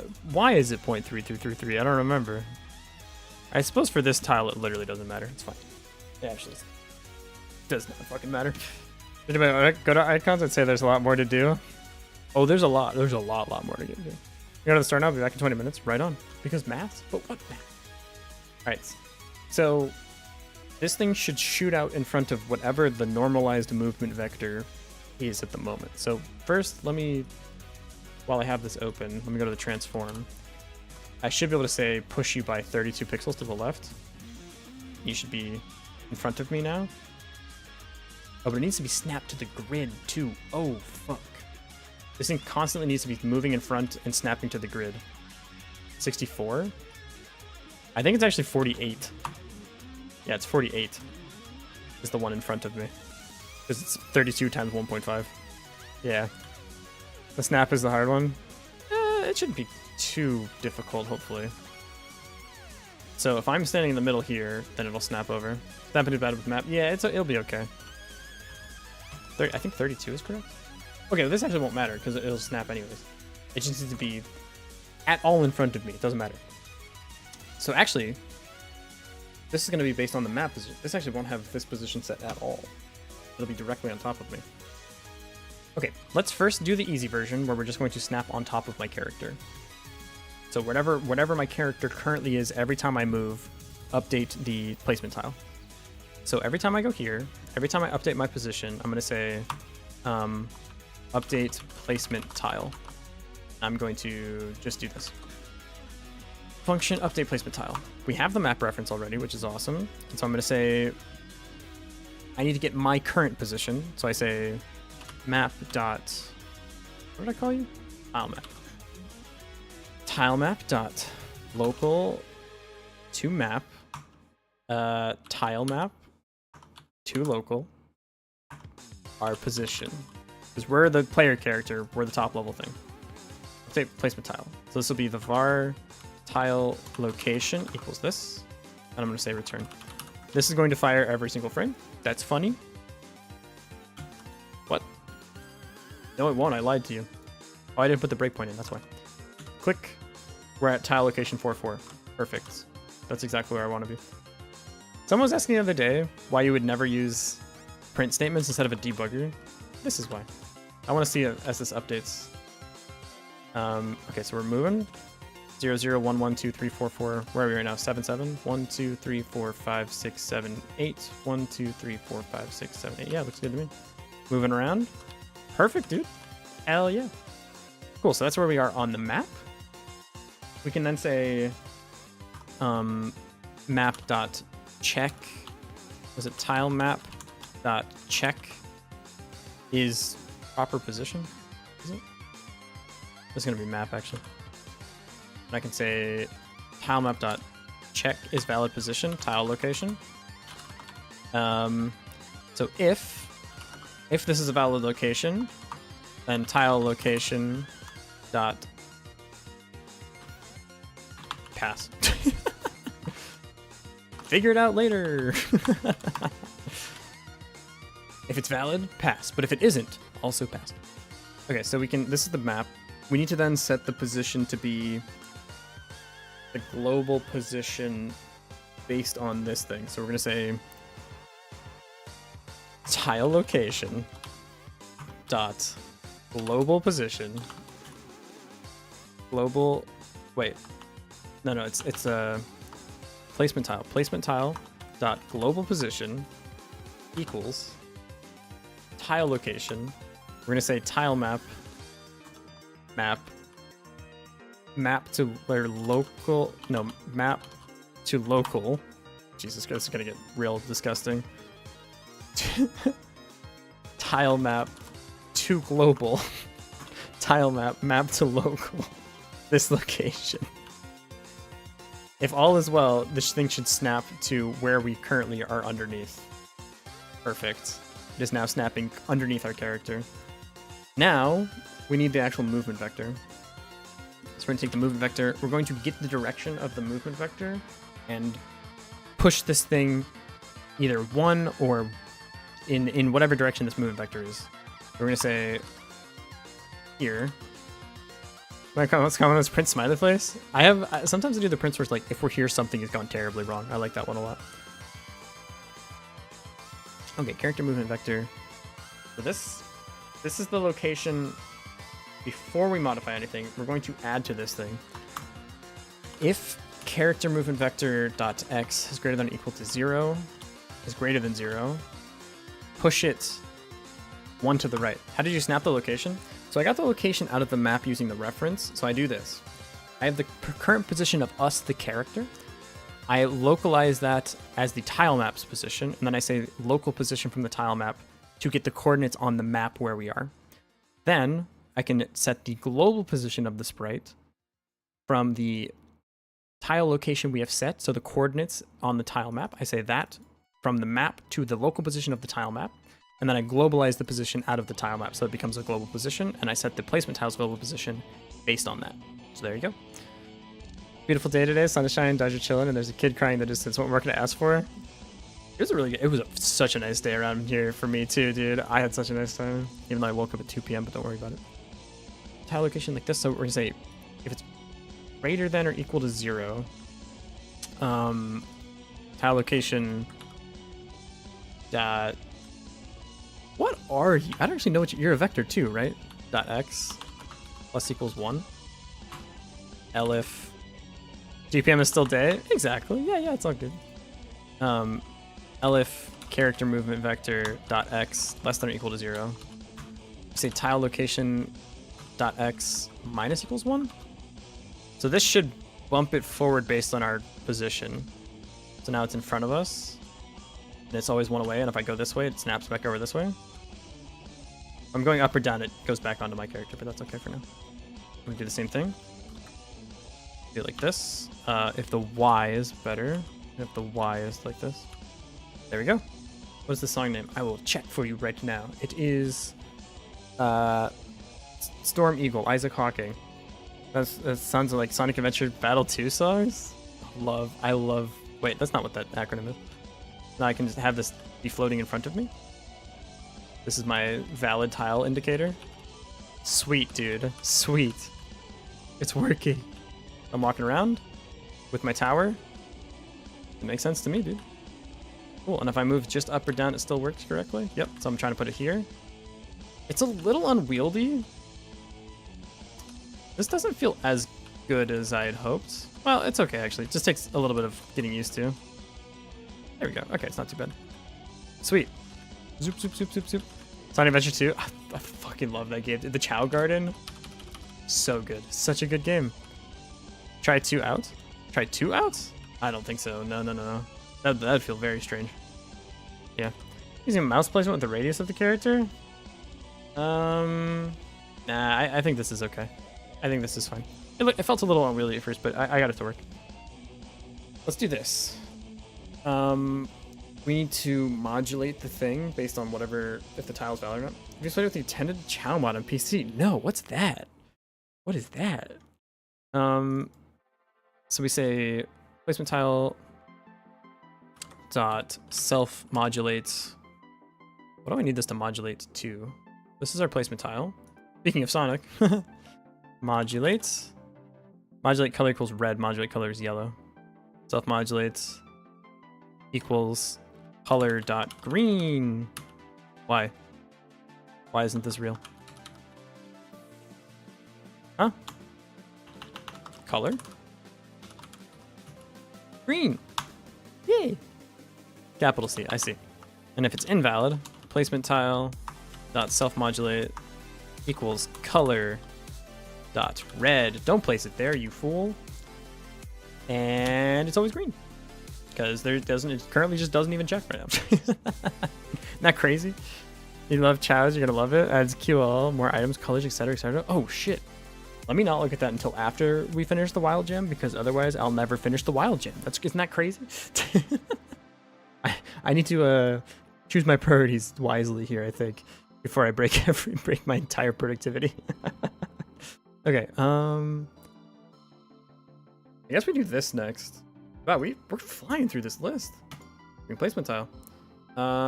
Send on Discord in the end. Thank you. Yeah, hold off for now. Hold off for now. Should be transparent before it's placed. It will be eventually. I need to replace the sprite with the transparent sprite. Make transparent sprite for tile placement. Also, only show when holding a tower. So this actually should start not being visible. You're not visible when we pick up a tower. We're gonna say placement tile dot is visible false. It's just visible false. How do we know when we place a tower? How do we know that? How do we know if we place a tower? We get a signal from the tower? Yeah, we get a signal from the tower. That's how we do it. Yep. Yep. Although we don't actually add this. When do we add this? We can do the connection when we add it. That's okay. Function tower placed. I'm gonna say placement tile dot visible equals false, like that. Yep. Transparent can be nice and easy just using a shader. I do the same for my 3D placement. Transparent sprite. I just need to make a transparent sprite. I just don't have one right now. And this is why I can like modulate it down to be transparent. But I'll just create one in GIMP in a minute. This also should only do if placement tile dot visible. If it's visible, then update it. But if it's not visible, don't worry about it. So we're now in the game. It's hidden. I go here. I click the tower. I wait for the tower to build. The tower's done building. I pick it up. Where's my tile, dude? Bro, where's my tile? Where be the tile? What? Pick up tower. Tower. Add child tower. I'm not calling this function, am I? No, I am not. Where's the forage? No, I am. What? Alright, pick up tower? What? Pick up tower. You. Did you know I wrote false there? Did you know that? Did you know this isn't the word true? It's in fact the word false. Did you know that? It's crazy. Yeah. Wow. What a funny little thing that I've done. Arrow tower. Click. Click. We have the placement tile. Now does it place it at the placement tile? Obviously not. Why would it do that? What do you think? You think the UI is supposed to do that? That's ridiculous. When we go to place the tile, we need to get this position. So, in the tower, place tower. This is not going. This is going to be get parent tile map position, get parent tile map. This is not going to be this. This is going to be the get parent the tile positions thing, and actually, then we'll already have the map position. Place tower. Is this what's getting called? Interact player character player tower position. Place tower player character dots. Placement tile. Placement tile. Dot position? Yeah. That's how we do it. And I use tower position here instead. Yep, that's how we do it. Placement tile dot position. We need to make this reference exist because it currently doesn't. On ready var placement tile is a sprite 2D, doesn't really matter, but equals the placement tile, and we can replace every instance with placement tile with this thing now. We're using it anyways. Here, here, here, here, here. So I don't need this print anymore either. Now it should go here. Checking if it's an empty spot, you can stack them infinitely at the ATM. Nope, not checking right now. It just returns true every time. If you ask the map if it's a valid position, it just says, yeah, man, totally is valid. You're fine. You want to place it on top of the forge? Why not? Yeah, go for it, dude. You want to place it right here? Yeah, why not? Yeah, go for it. You're allowed to place it wherever you want. Okay, that works now. So only show when holding a tower. Yep. Transparent sprite. We need to do the map checks for valid tile placement. Checks not on path. Checks not on building. Checks not on other. Well, I guess building checks for both. Okay, make transparent sprite for tile placement. We also need to do what else? This tower thing works fine. Oh, we need to check to make sure on interact. So on interaction, only place if tile placement is valid. So we need a Boolean or something that tracks whether or not the current tile is valid. We're gonna get index of the tile at position. I don't know. Nice to meet you. How many days into your week to the game challenge are you? This is the second day. And since I live in Japan, I weirdly get like an extra day on it. It'd be a nice way to check if it's a path or not. We're gonna get the index of the tile at position. Oh, that's what's already getting passed here. This is the tile location. It's all good. Oh, wait. This needs to go after. Because otherwise it's not getting added by the different vectors. Right, yeah. Okay, we do this instead. We can say, now we do the check if it's a valid position, and it's actually checking based on the current position of the thing, not the perceived next position. Which is not how that works at all. Okay, so we need to implement this function, and then on the tower placement, we need one more thing here.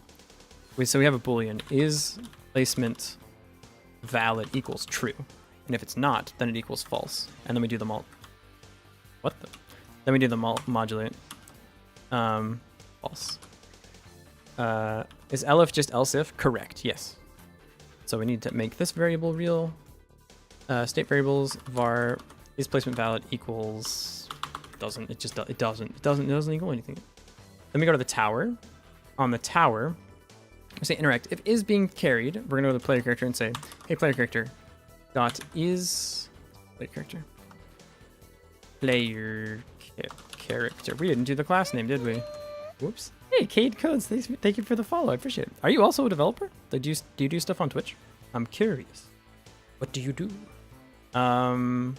Okay, so we can go to player character here. We can say class name. You're going to be a player character. Congratulations on becoming a player character. We're all very proud of you. Is placement valid? So we go to the tower. We say if the placement is valid, we say if here, then we place the tower. But if it isn't, literally nothing happens. Which also means we don't need to do this. We're already placing it beforehand, which is great. Place tower. There you go. Cool. Cool. We typing daughter versus Strong typing, son. I'm learning to do type-ins more, Leviathan. I'm learning. I promise. I'm doing my best. Okay, so that's how we do this. Now, I got some coding adventures on Twitch for now. Just been gaming. Hell yeah, man. Well, I hope all goes well with the coding. I'll give you a. Do you have like stuff on your Twitch right now? Let's see. Twitch.tv/ I'll give you a follow. I'm excited to see where you go. Oh, you have 208 followers already. All right, well, you've been around the block. You know what you're doing. Cool. Pretty empty for now. I disagree. Okay, so we do this, and then now we just need to do this logic for the checking if it's a valid placement. Yeah. We go to the map. Now, there is a couple of ways for us to do this. Because the path exists as part of the tile set, the buildings do not. And the buildings clearly can't be in the tile set. That doesn't make any sense. So the buildings will have to have a map of their current locations to see if there's something at the location. And the tiles will have the path cut out that the goblins use. Just a list? Yeah, it'll just be a list. But the path has to be based on if there's something in the path layer. So let's go to the tile map to make our lives easier and label the layer as path layer. So this name is going to be path. And this one is going to be grass. Because obviously the grass is always the grass, so it's totally fine. Back from the store, gonna go eat a bit and then come back. Right on, man. So how do we get the... Okay. Check not placing on path. Check not placing on building. So this map is going to have two things. Var buildings equals a list. Could it be a set? Yes. Do I care? No. On place tower, we're going to say buildings dot append, and it's going to be I guess we don't need the building reference. We can just say the map position. The map position will just be in the list of consumed position. That's fine. Cool. Now you can't. We're gonna say if map position in buildings return false. So if you're in here, you're not allowed to be in here. Get the fuck out of here. So now we shouldn't be able to place things on top of other buildings. So if I build the arrow tower, I pick it up, I place it here. Perfect. Why do I still have this? That's not good. Why do I still have that? Hang on. Build player character dot tower placed. Like this. Tower. What is it? Tower placed like that. Nah, that should work now. There we go. Click this. Click this. Click this. Click this. Now it's gone. I go back over here. I click the arrow tower. I make another one.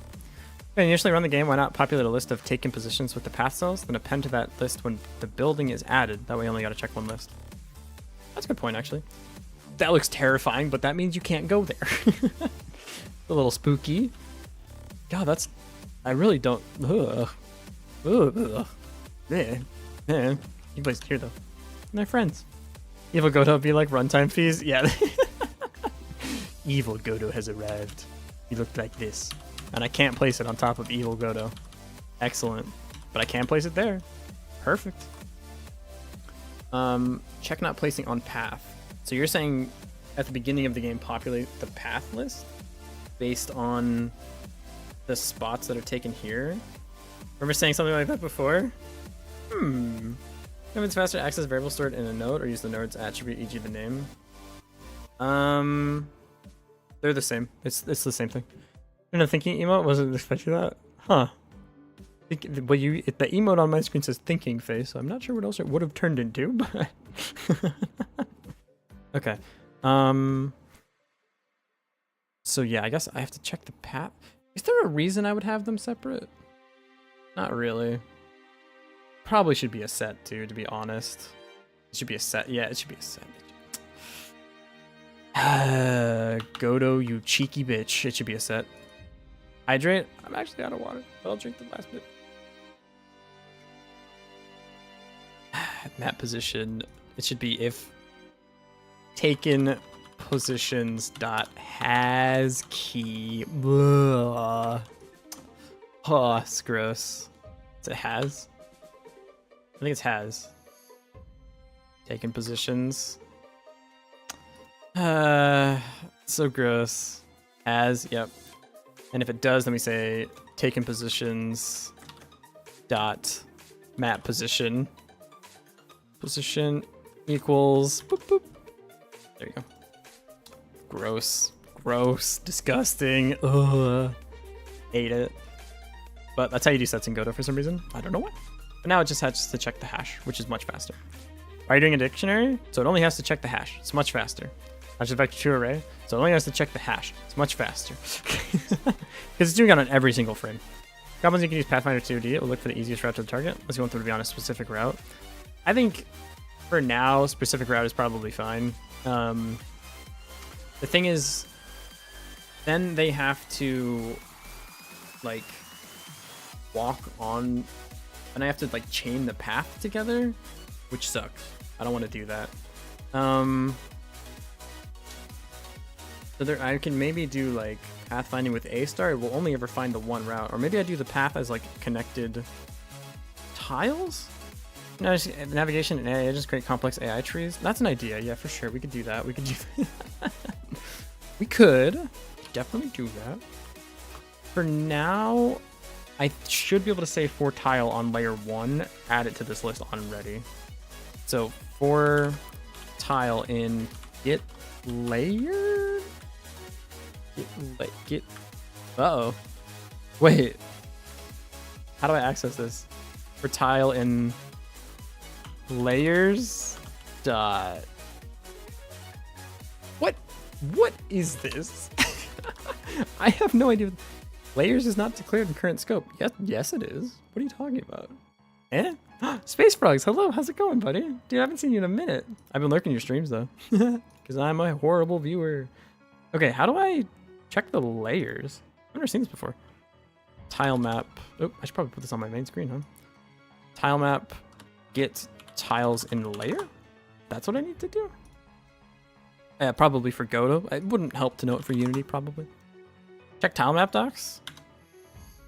Yeah, it might be in here. Tile maps, collision animation, runner tile. You can add layer. That's not clear layer, perhaps. Force updates, get layer modulate, layer name, layer navigation map? Is this what we do? Get layer Z, layers count. Ooh, neighbor cell. That could actually, if we do this on the layer, it would automatically create the entire path for us. Rad. Get patterns surrounding cells, use cells, use rect, layer enable, local to map, used cells. Where do you see that? Layer 1 dot used cells. Where? Get used cells, layer 1. Oh, this one. Vector array with the position of all cells containing a tile in the given layer. Cell is considered NP if its source identifier equals 1. Other coordinates vectors is -1, 1. Its alternative identifier is 1. There's negative layers are accessed from the last one. Okay. So I do in the script for in get used cells. The layer is going to be 1. And I'm actually going to do get layer. Oh, I can't do it like that. Well, whatever. I'm curious what this is. So this should be a vector 2i. Vector 2, perfect, dude. Yes.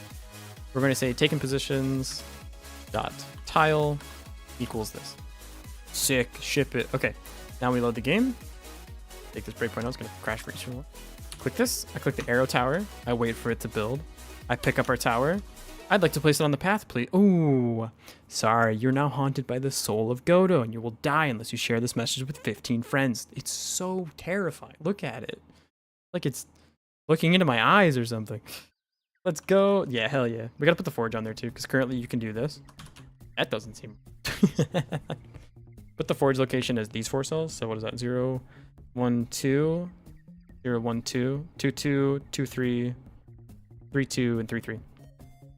I guess we can do this on the forge ready. The forge ready can say, hey map, add me to the thing. Yeah, something like that. Want to be its friend? It probably needs some friends with a face like that. You know what I'm saying? It's really out of pocket and mean. I don't know why I said that. On ready. Will the map exist yet?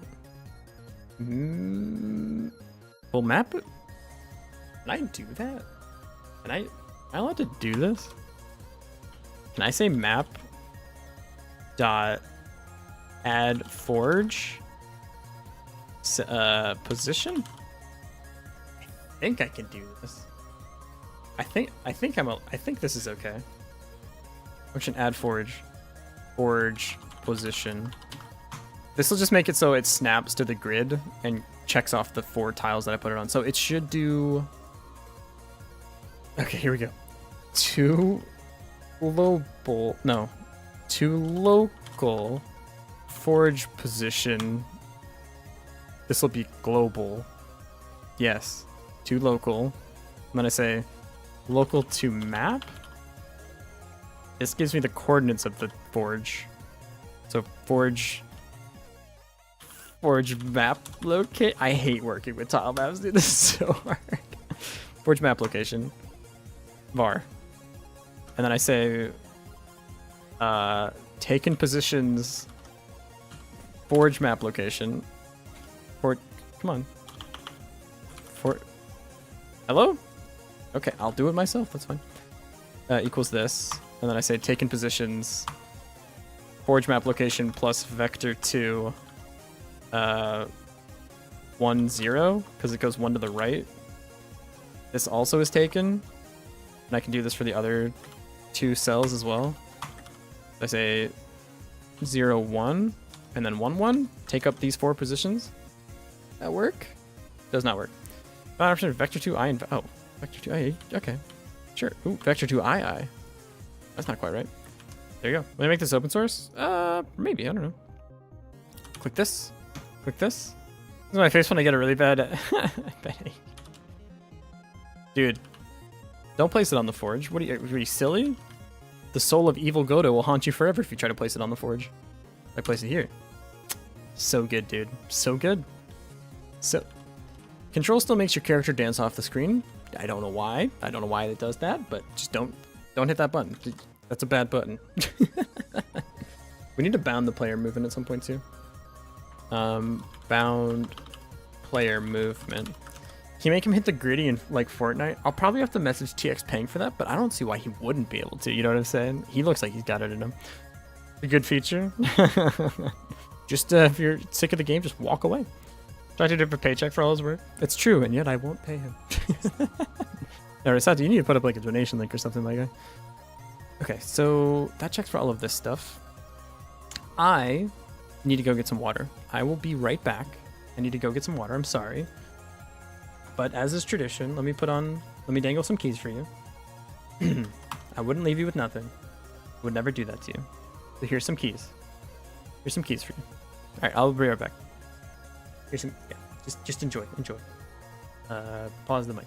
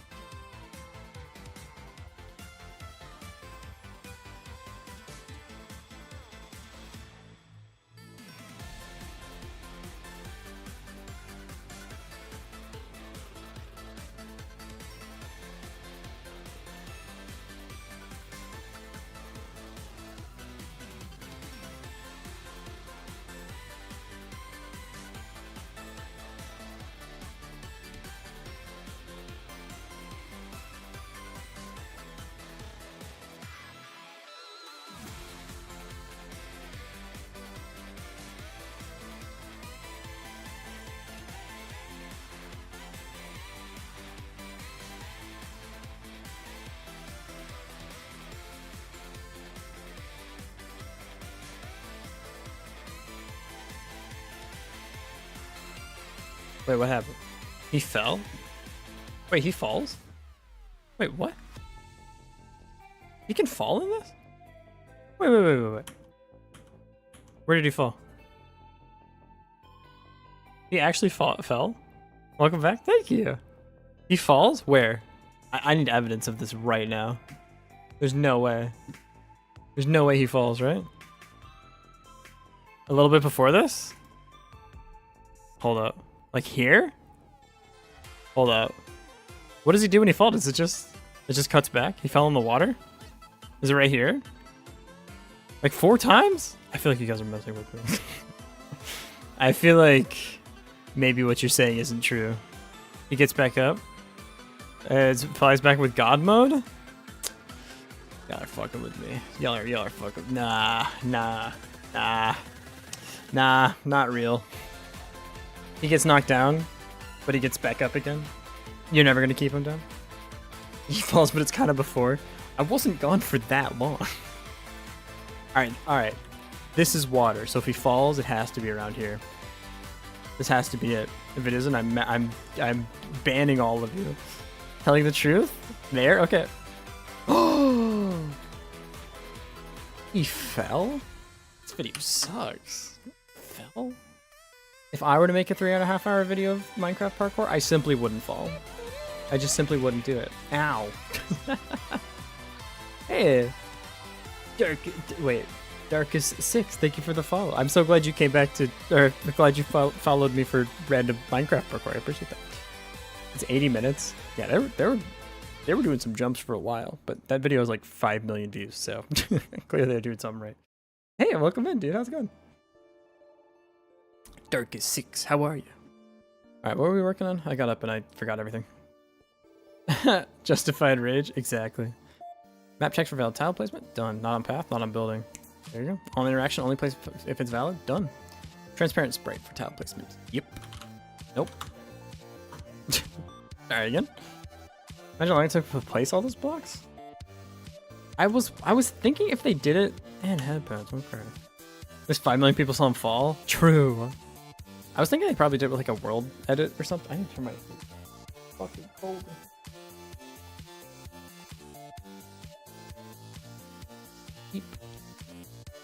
Jesus Christ, I'm sorry. My body is like still recovering, dude. When I sat up, I was like sore all over the place. Ugh. Ew. 32 by 32. Yes. And we're going to go here. We're going to say color to alpha, go like that. And then because it's a modulate, we need to do like grayscale only. So like probably white is probably the best. I do this, and then I do opacity to like 30% probably. Like 30% is probably good. Can you work with me? Thank you. Paste in 30%. There we go. Alright, we're going to save as. We're going to go. Oops, nope. File, export as. And we're going to go to Wild Jam 68. Nope, this is my documents. We're going to go to projects. Projects. We're going to go to Wild Jam 68. We're going to go to assets, UI. This will be the valid tile. Right. There we go. Export it.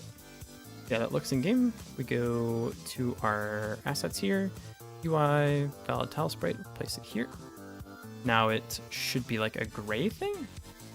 Click here, click this. Now it should be a transparent thing in front of us. Look at it, it's so tiny. Look at the little baby placement tile, it's so cute. Alright, that's not right. This shouldn't be 33.33, it should be 1.5? Is that right? It should be there. What if it's just 1? What does it look like if it's just 1? Let me go to just 1. Probably the hands weird structure like the last cylinder. That's I didn't. Yeah, man. Imagine that seems like that would take forever. It's almost correct. Also, it looks a little bit weird with the green on the green tiles. It's kind of hard to see if it's actually placeable. No. Is this a little bit tricky? I feel like this is a little tricky to see. This needs to be like 1.5. That's gonna be too big, no? Oh no, that's the exact size. There we go. 1.5. Cool. Pause the game, go to you, go to this thing, set back to 1.5, there we go. Okay, let me turn the debug collision shapes off so we can actually see what this looks like in game. We walk up, click the thing, click the tower, wait for the tower to build, click. Now we have this thing moving around with us. Sweet. Yeah, this actually looks okay. And then you can go ahead and place the tile down. Boop. There you go. The tower has been built, congratulations. Now go build another one. Sweet, dude. There you go. Goblin spawning time, huh? Have goblin spawn on the edge of the map. So we probably want to play the game in waves.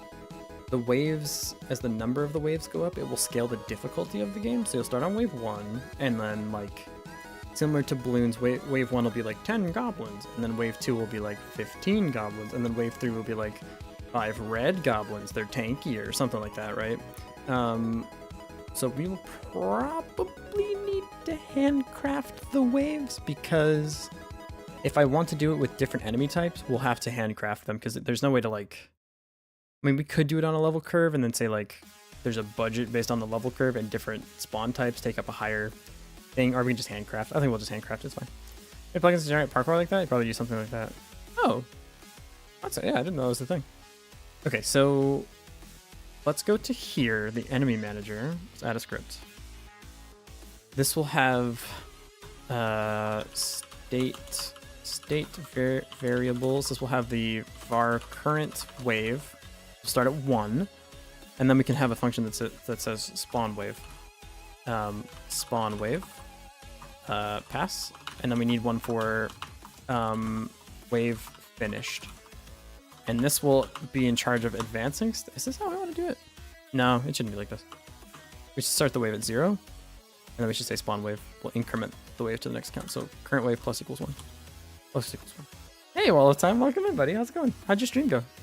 Thanks for the raid, I appreciate it. What game are you playing? Were you playing more Risk Arena? Current wave plus equals 1. Good morning, handsome. Do you always come here? Surprisingly, yes. How's it going, Akira? How are you, dude? It's fine. Also, Gungeon. Ooh, Gungeon. Yeah, I haven't played Gungeon. I need to play that game. Hydrate. I have a fresh water bottle. I just got it. Hydrate. One for you, buddy. Ah, delicious water. Okay. So that does this. And then we need a wave list.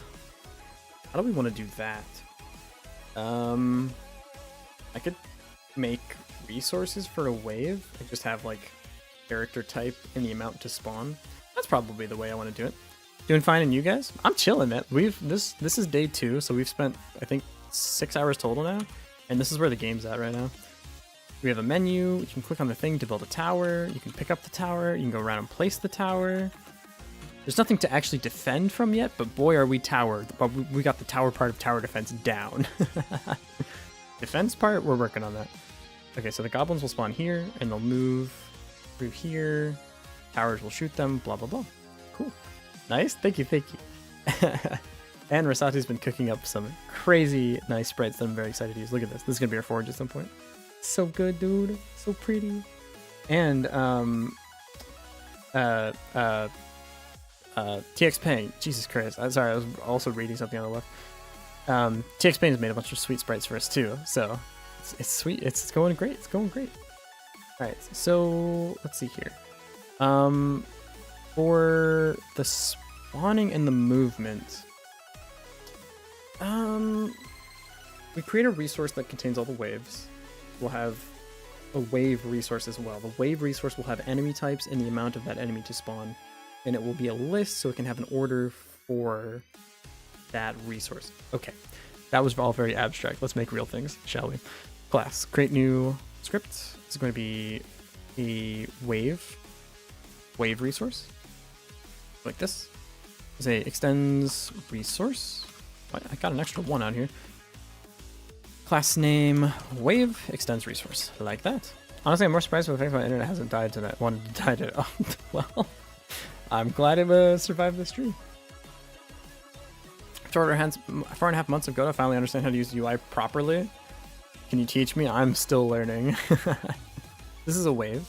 It will have export var enemy list and export var enemy enemy amounts like this, and this will be array of enemy, and this will be an array of integers. Or we could make a new resource that's a spawn, so it has spawns. Yeah, we should do that. Export spawns, this, and this will be array of spawn. There you go. Whew. Current sky waiting room has been docked. Well, thanks for crashing in here, buddy. All right, so we got like this. We need a new resource here as well for spawns. This is getting a little nested, but don't worry about it. New resource. This will be, nope, not resource, sorry, new script. Create new script. This will be inherits from resource, and it will be a spawn. Spawn, there we go. Create. And this will be class name. Class name, spawn, extends resource. And this will have an export enemy, export amount. Gotta go, have a nice stream. Take it easy, Code Cuber. It's always good to see you around, buddy. This is an integer, this is an enemy. The game will say, enemy isn't defined yet. And I was like, I know, working on it. Var as well. Var. Off to the Drago I go, wish me luck, y'all. Good luck watching Churro I guess. Take it easy, buddy. See you around. Now we need to make another class, create new script, inherits from resource. And this will be an enemy. So there we go. Bada bing, bada boom. Everything's all good to go. This should be enemy resource, by the way. We named to enemy resource because enemy will also be its own class. Enemy resource. And this will have export var animated sprite frames. So yeah, sprite frames. Sprite frames is a sprite frames like this, and export var HP is an integer. I think that's probably all it needs. I'm gonna say if the enemy gets to your forge, they just do damage to the forge. No, we could just, no harm in this, I guess. Export var damage is int, so they have HP and damage, something like that.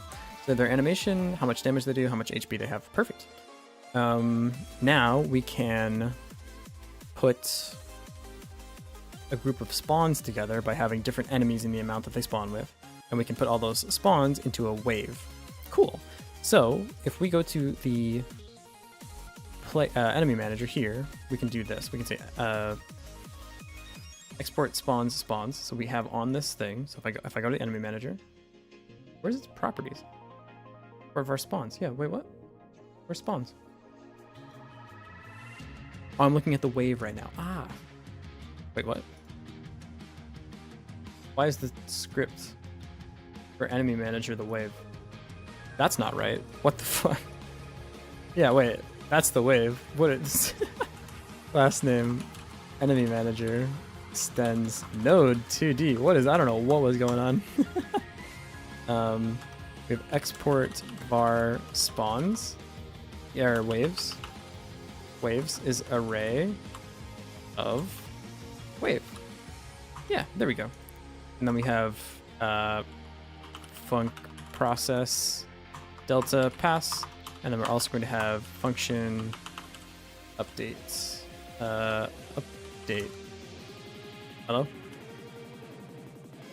It's not update, it's on, it's ready. I'm so Unity brained sometimes. Function ready pass as well. I had to redefine these because I actually axed the node thing. But there we go. So now I click on this thing. Hydrate. You got it. Now I have the waves. I can click add a wave here, and I'm gonna make a new wave. That makes sense. Click this. It has spawns. We're gonna add a new element here. We're gonna size is 1. We need to make a new spawn. Yo, where's my button to make a new spawn? Hello? Is that a class name spawn? Can't find enemy in current scope. Yeah, you can. I made it. Oh, it's enemy resource.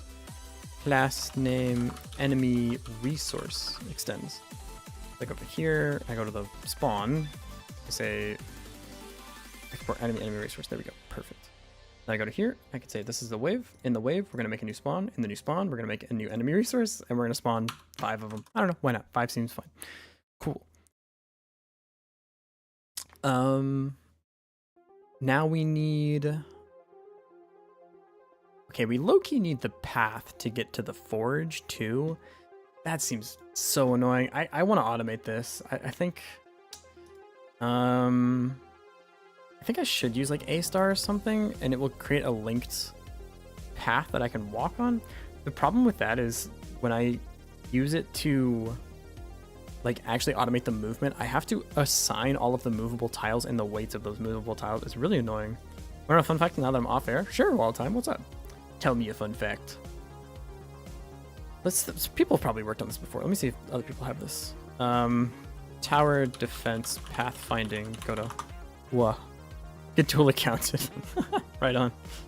I'm like 2D pathfinding for tower defense. Path 2D, path follow 2D. Navigation agents, A star 2D class, or even a naive depth first search to pre-compute a path for all enemies. Update only when a tower is added. Start from the exit. Hey, won't while the time stop. Secret account. Thank you for the follow. The exit draw all possible paths and choose the one that gets to the start the quickest. Simply get your creatures to walk along it. What is path 2D? Maybe path 2D works? Maybe path 2D can automatically calculate the thing? Needs a curve 2D and a path 2D nodes to follow. Okay, path 2D child nodes. Okay. Paths considered as relative to the moved nodes. As such, the curve should usually start with a 0 vector. Huh? Path follow 2D? I was waiting until I could raid you for this account. Mobile does be shown. Oh, interesting. Well, hey, right on. Thank you for the raid again. I appreciate it. Path 2D returns the coordinates of a point within it given the distance from the first vertex. Making other nodes follow a path without coding the movement pattern. What the fuck? Those are the children of this node.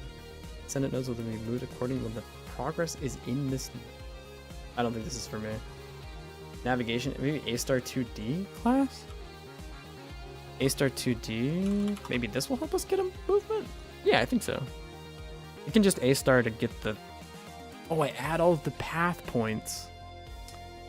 And then I say, move along the path point. Yeah, okay. I think that works. How do I get ID path? Are points connected? No, connect points. How does that work? Do I have to connect all of my points?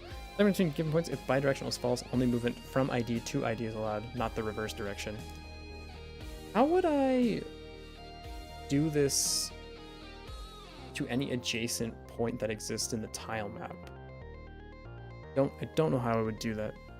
I can create a new A star node and then add all of the points that exist on the path layer, but I don't know how I would go about connecting the 2 points.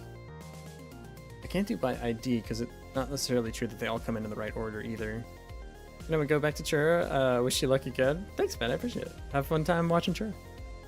Closest point returns the ID of the closest point to position. Optionally taking disable points into account returns -1 with no points. No points are close to the position with the smallest ID will return, ensuring a deterministic result. I can do that. Several points are closest. It will return them with the smallest ID.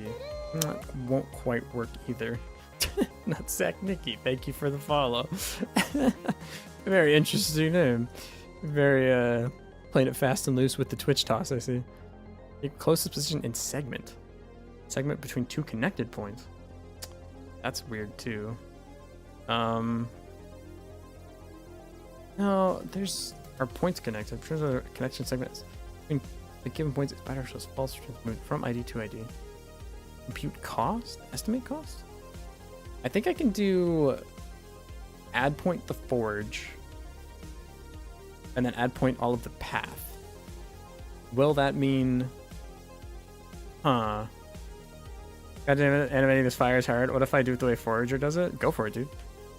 That's fine. Get point connections? Points from that form the connection with the given point. That's not helpful either. No, I need a way to add all these points and do the connections. A star automate connections. Godot. Let's check if there's an indirect connection between 2. How do I connect dots using A star? Yeah, that's what I want to do. M3D grid map node setup, and I'm trying to automate connecting the dots using A star instead of creating obstacle tiles. I'm creating walls. Interesting.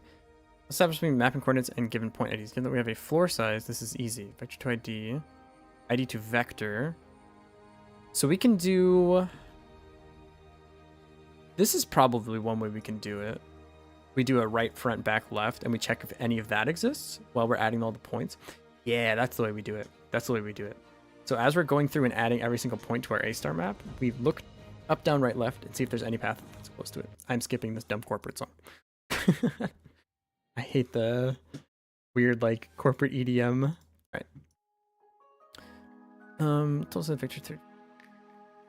I think we can do this. And we say if layer.has, which is a little bit expensive, but we're only doing it once, so it's okay. So yeah, add all the points. For each point, go through and connect it to any of the available points. And then we'll come up with something that looks like this. Perfect, dude.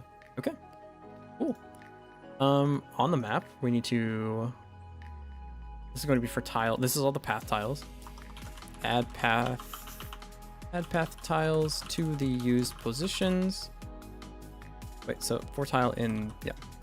And then also add path tiles to the A-star node. And then here we're going to compute A-star path connections. This is where we can go right, left, up, down. See if any of that exists, and if it exists, connect it to the current path that we're on.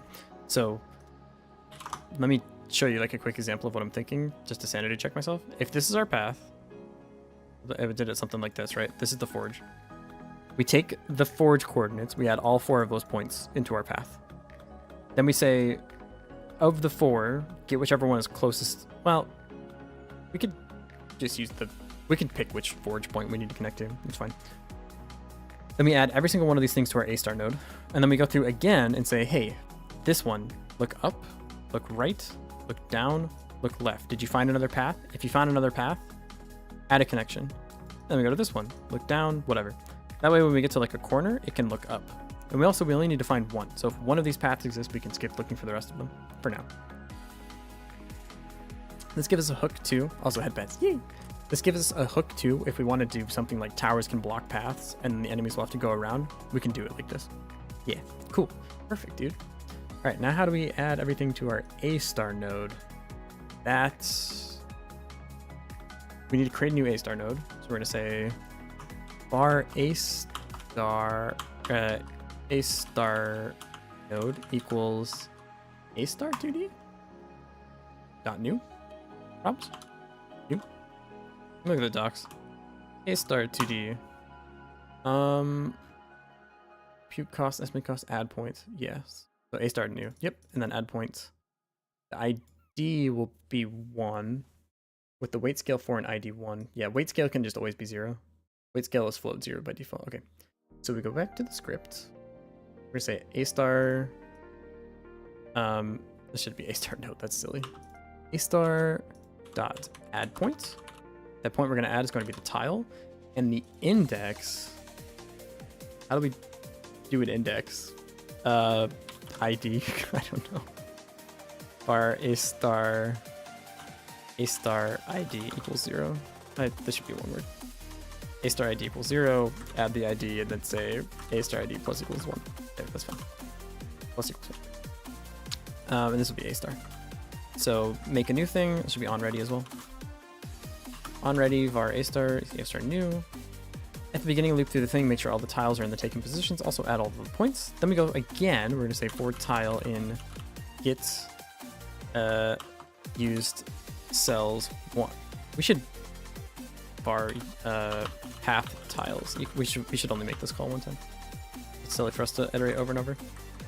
For tile and path tiles. This would be path tile in. Path tile in this. Add here. Add here. We're going to go again. We're going to say for path tile in path tiles. If path tile dot this is the vector 2D, so I could say plus vector 2I. We'll go 1 to the right. Pass for now. We go 1 to the right, 1 to the left, 1 up, 1 down. Oops, this is not a condition. So we're going to say if this is in... Oh shit, how do I get the ID out though? You should be able to reverse it in an A-star node, right? A-star 2D go... Yeah, it'd be weird if you couldn't. 2D Godot. Have a nice day, everyone. You too, King R. Thanks for hanging out, buddy. Get ID, probably? Get point IDs? get point count, get point path, get point position. Where's the position? We're gonna do closest point? No. Are points connected? Add points? As points? Is point is it? What the fuck? How do I get the point? You know what I can do? You know what I'm allowed to do? Watch. There you go. It's no longer a set. It's a dictionary. Of course, it's always been a dictionary. What are you talking about? Not a set. It's a dictionary. This actually works fine. So for if this is in the taken positions, if this is here, then I'm going to say I can fish out the IDs from the taken positions dictionary. Wait, like this. Yeah. So if taken position dot has, I guess. Like this. Yeah. Like this. There we go. There we go. There we go. Hydrate. You got it. One drink for you. Vector I not found. Oh, vector 2I. Well. So if taken positions has this vector, then we're going to fish out the IDs of both the path tiles and connect them. So I'm going to say a star dot R points, connect points, and it's going to be taken positions. This tile, path tile,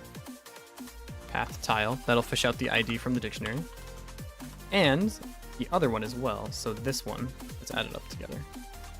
So taken positions, like that. That'll connect the two of them up. There we go. So for each path tile in here, look one to the right. If there exists a thing one to the right, connect the two things. Now I don't know what happens if they're already connected and I try to reconnect them, but I don't care. They're just doubly connected. Fine. Cool. We can do this for all of the 4 cardinal directions. So I'm gonna make var directions equals a list of vector 2I. Scared of vectors? Why are you scared of vectors? They're so helpful. Ah, you got this. Vector 2I going to be 1 0. Do you have a I mean, if you need help with vectors, I can help you with vectors. They're so useful. Vector 2, vector 2I, like crazy helpful. We're gonna look one to the left, and finally we're gonna look one. Wait, I should just do. Can I do this? Dot right. Yeah. Okay, let's just do that. Vector 2I left, slide to the left. Then we're gonna look up and down. Dot up, and finally dot down, like that. We're gonna say for path and path tiles, for direction in directions. If taken positions has the thing plus the direction, then connect it. So if it has this, then connect the points. And there we go. And let's make the function call fit on one line. So now we should connect everything right in the ready frame. Yeah, just works. Sweet. So now I need on every map, I need the following 2 things. I need the starting position and the closest forge position. So I'm actually going to, on the tile map, I'm gonna go to layer 2 on the tile map, because I want to draw an extra tile for the path to connect to the forge. That way it has one ending tile and one starting tile. This is a dark tile, so it should look something like this. Let me go paint. Hello? Let me paint. We're gonna go to the path layer. We're gonna add a tile here. Let me paint, dude. Click. Go. Can I? Why? Why won't you let me write on my own canvas? Hello? Selection. So I select this. What is happening? At some point, the vector 1 is the x, vector 2 is the y, vector 3 is the z. No, it's vector. Yeah, vector 2 just means 2-point coordinates. Vector 3 means 3-point coordinates. That's all. That's all. I need to go to select. I need to go to this. What? Why can't I draw on my own thing? What the fuck? Hello? Tile map. I want to paint. Let me draw. What? You can do this apparently. Whoa. No, but actually, why can't I draw? I'm on this. I'm on the path layer. Is it locked? Like what? Eh? Pencil. Click. What? Dude, what? I swear this is just broken. Tile set. Paint. Give me this tile. Can I please play? No? I'm not allowed to use my tiles anymore? That's really cool. Okay. I didn't want to use them anyways, I guess. Can I do stuff on the grass? Can't place anything?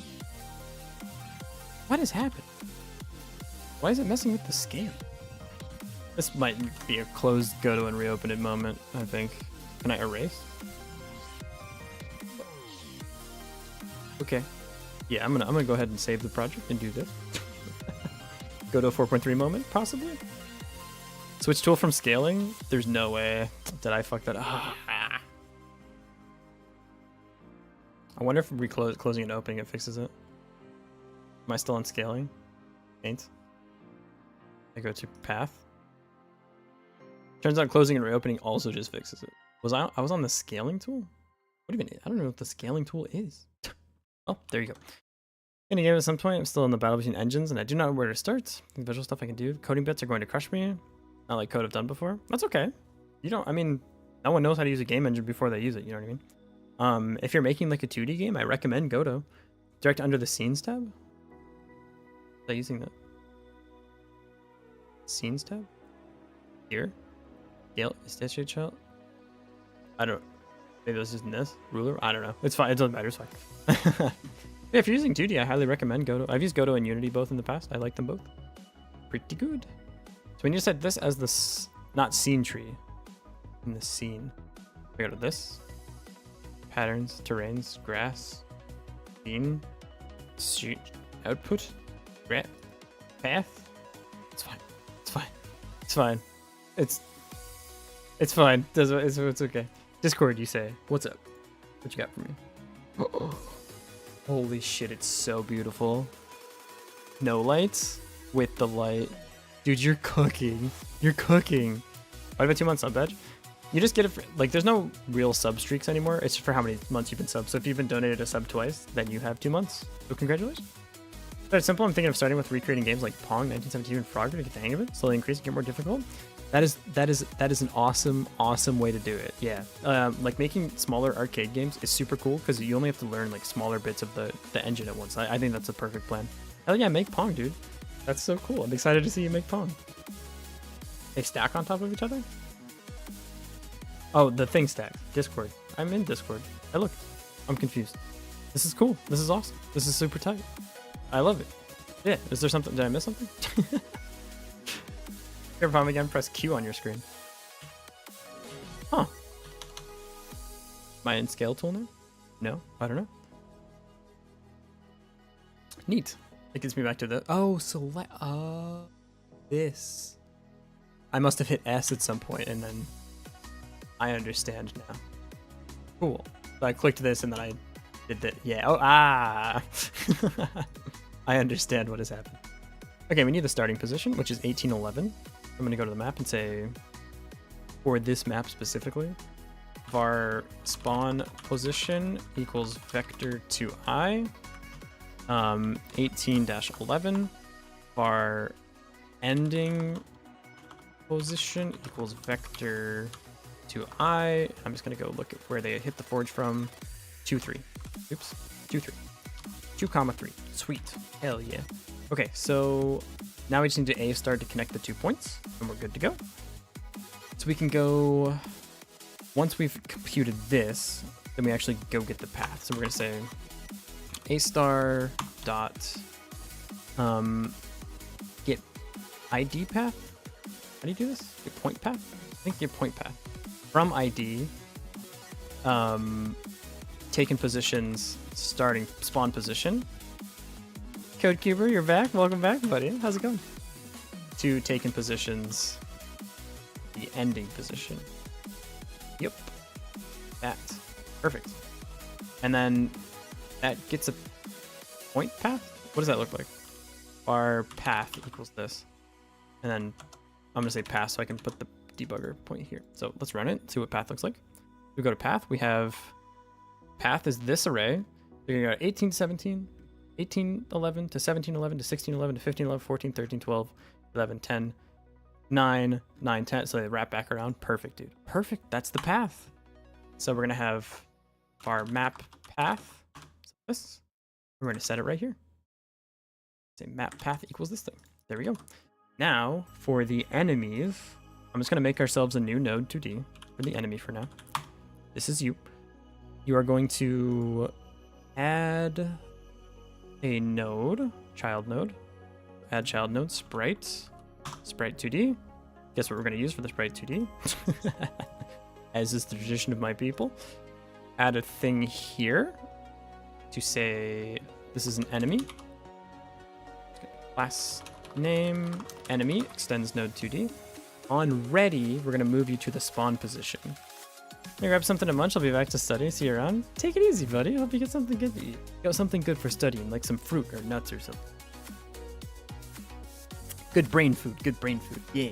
Yeah. All right.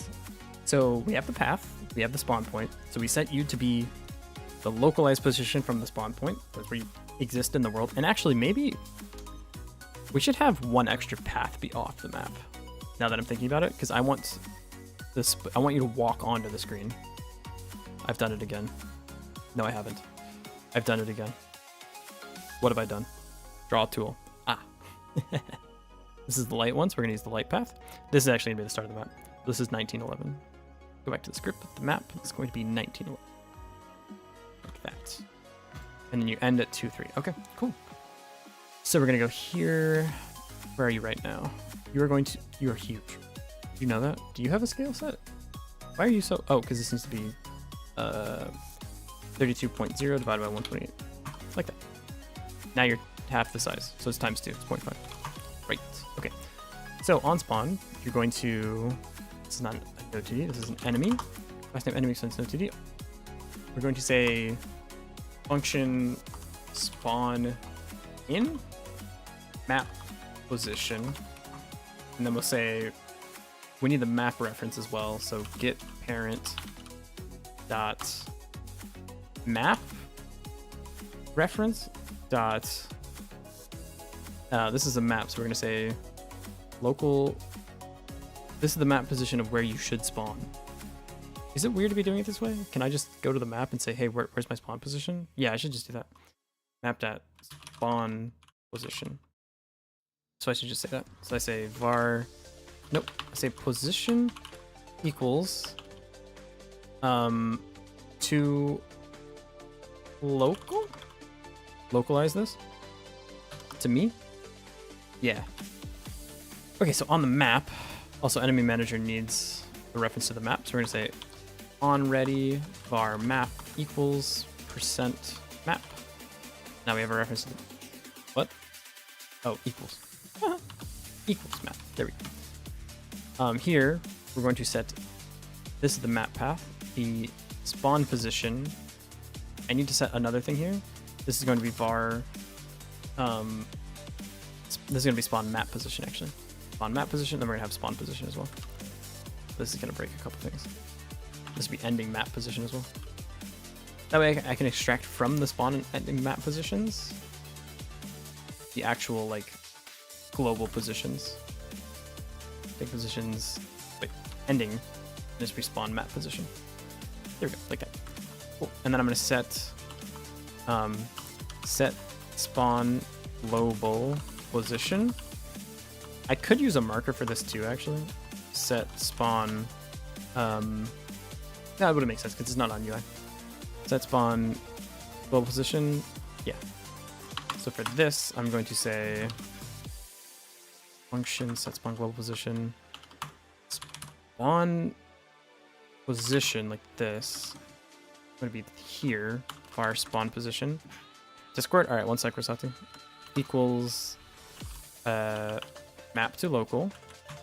The spawn map position. And then I'm going to say to global.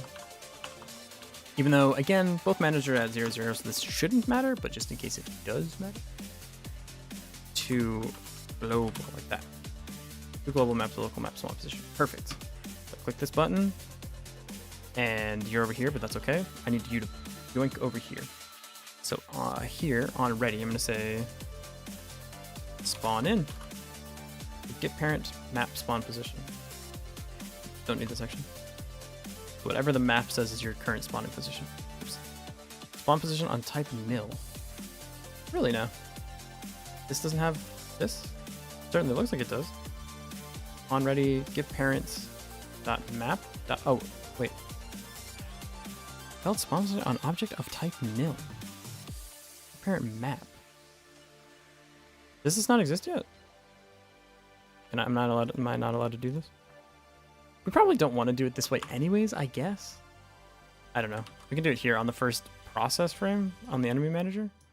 We could say function spawn wave, and it will just, for now, say enemy dot spawn in. For now, even though we will obviously do it differently in the future, but, and I can just say on the first process frame. Why not? Yeah. Now it should teleport it over. Yeah, it's kind of doing a little dance. Why is it doing that? It should be going over here. Why is that? Why is that done that? What is the map spawn position? Curious. Okay, so we go to here. This is self. Oh, we can't see it from here. We need to go to the map here, and it should have the map spawn position, right? Maybe I need to do this a little bit differently. It should be global position. It should yoink over to the right hand side of the screen now. Right? It should be like, yeah, okay, it is teleporting over there.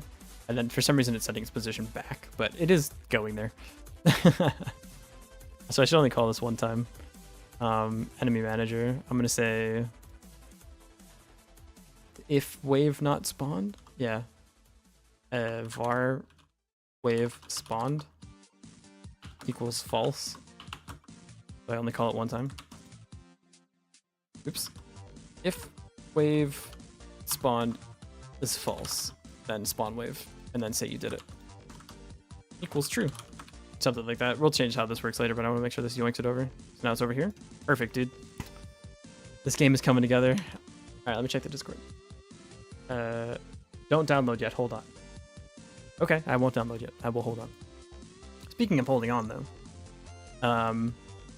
Hold on to this. Hello, everyone. Welcome to the Mirror Dimension. It is my time to go. I've been streaming for 4 hours straight. My voice is kind of cooked, and I'm hungry. But we made a ton of progress today. I'm super happy with where we're at. This is so much more progress than I feel like we've done on a lot of other game jams. I'm really happy with it.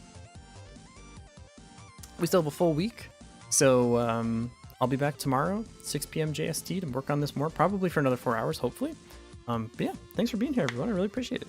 And hopefully I'll see you guys tomorrow. Ow. If you haven't followed already, do the follow thing or whatever. I don't know. You all know how Twitch works. You don't need a reminder from me. Click the bell icon, subscribe, or you barely made it. Welcome back, Nano. And goodbye, Nano. Now, who do we host? We can host Chura, or we can look for new VTubers. If anyone else is doing Wild Jam.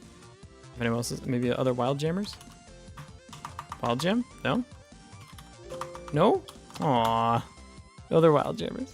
Thank you. Nice meeting you today. You too, Cade. I hope to see you around again. It's been a really good time. Alright, we'll just throw it towards Churachomp then, I think. Probably Churachomp. Let's do it. / raid. Most people are doing Ludum Dare. Damn. So it goes. Nothing, no fellow Godot Wild Jammers this time. That's okay. It's honestly probably the cooler jam. Discord? I'll look at it. But I can't, we're sending the host pretty quick. Let me click.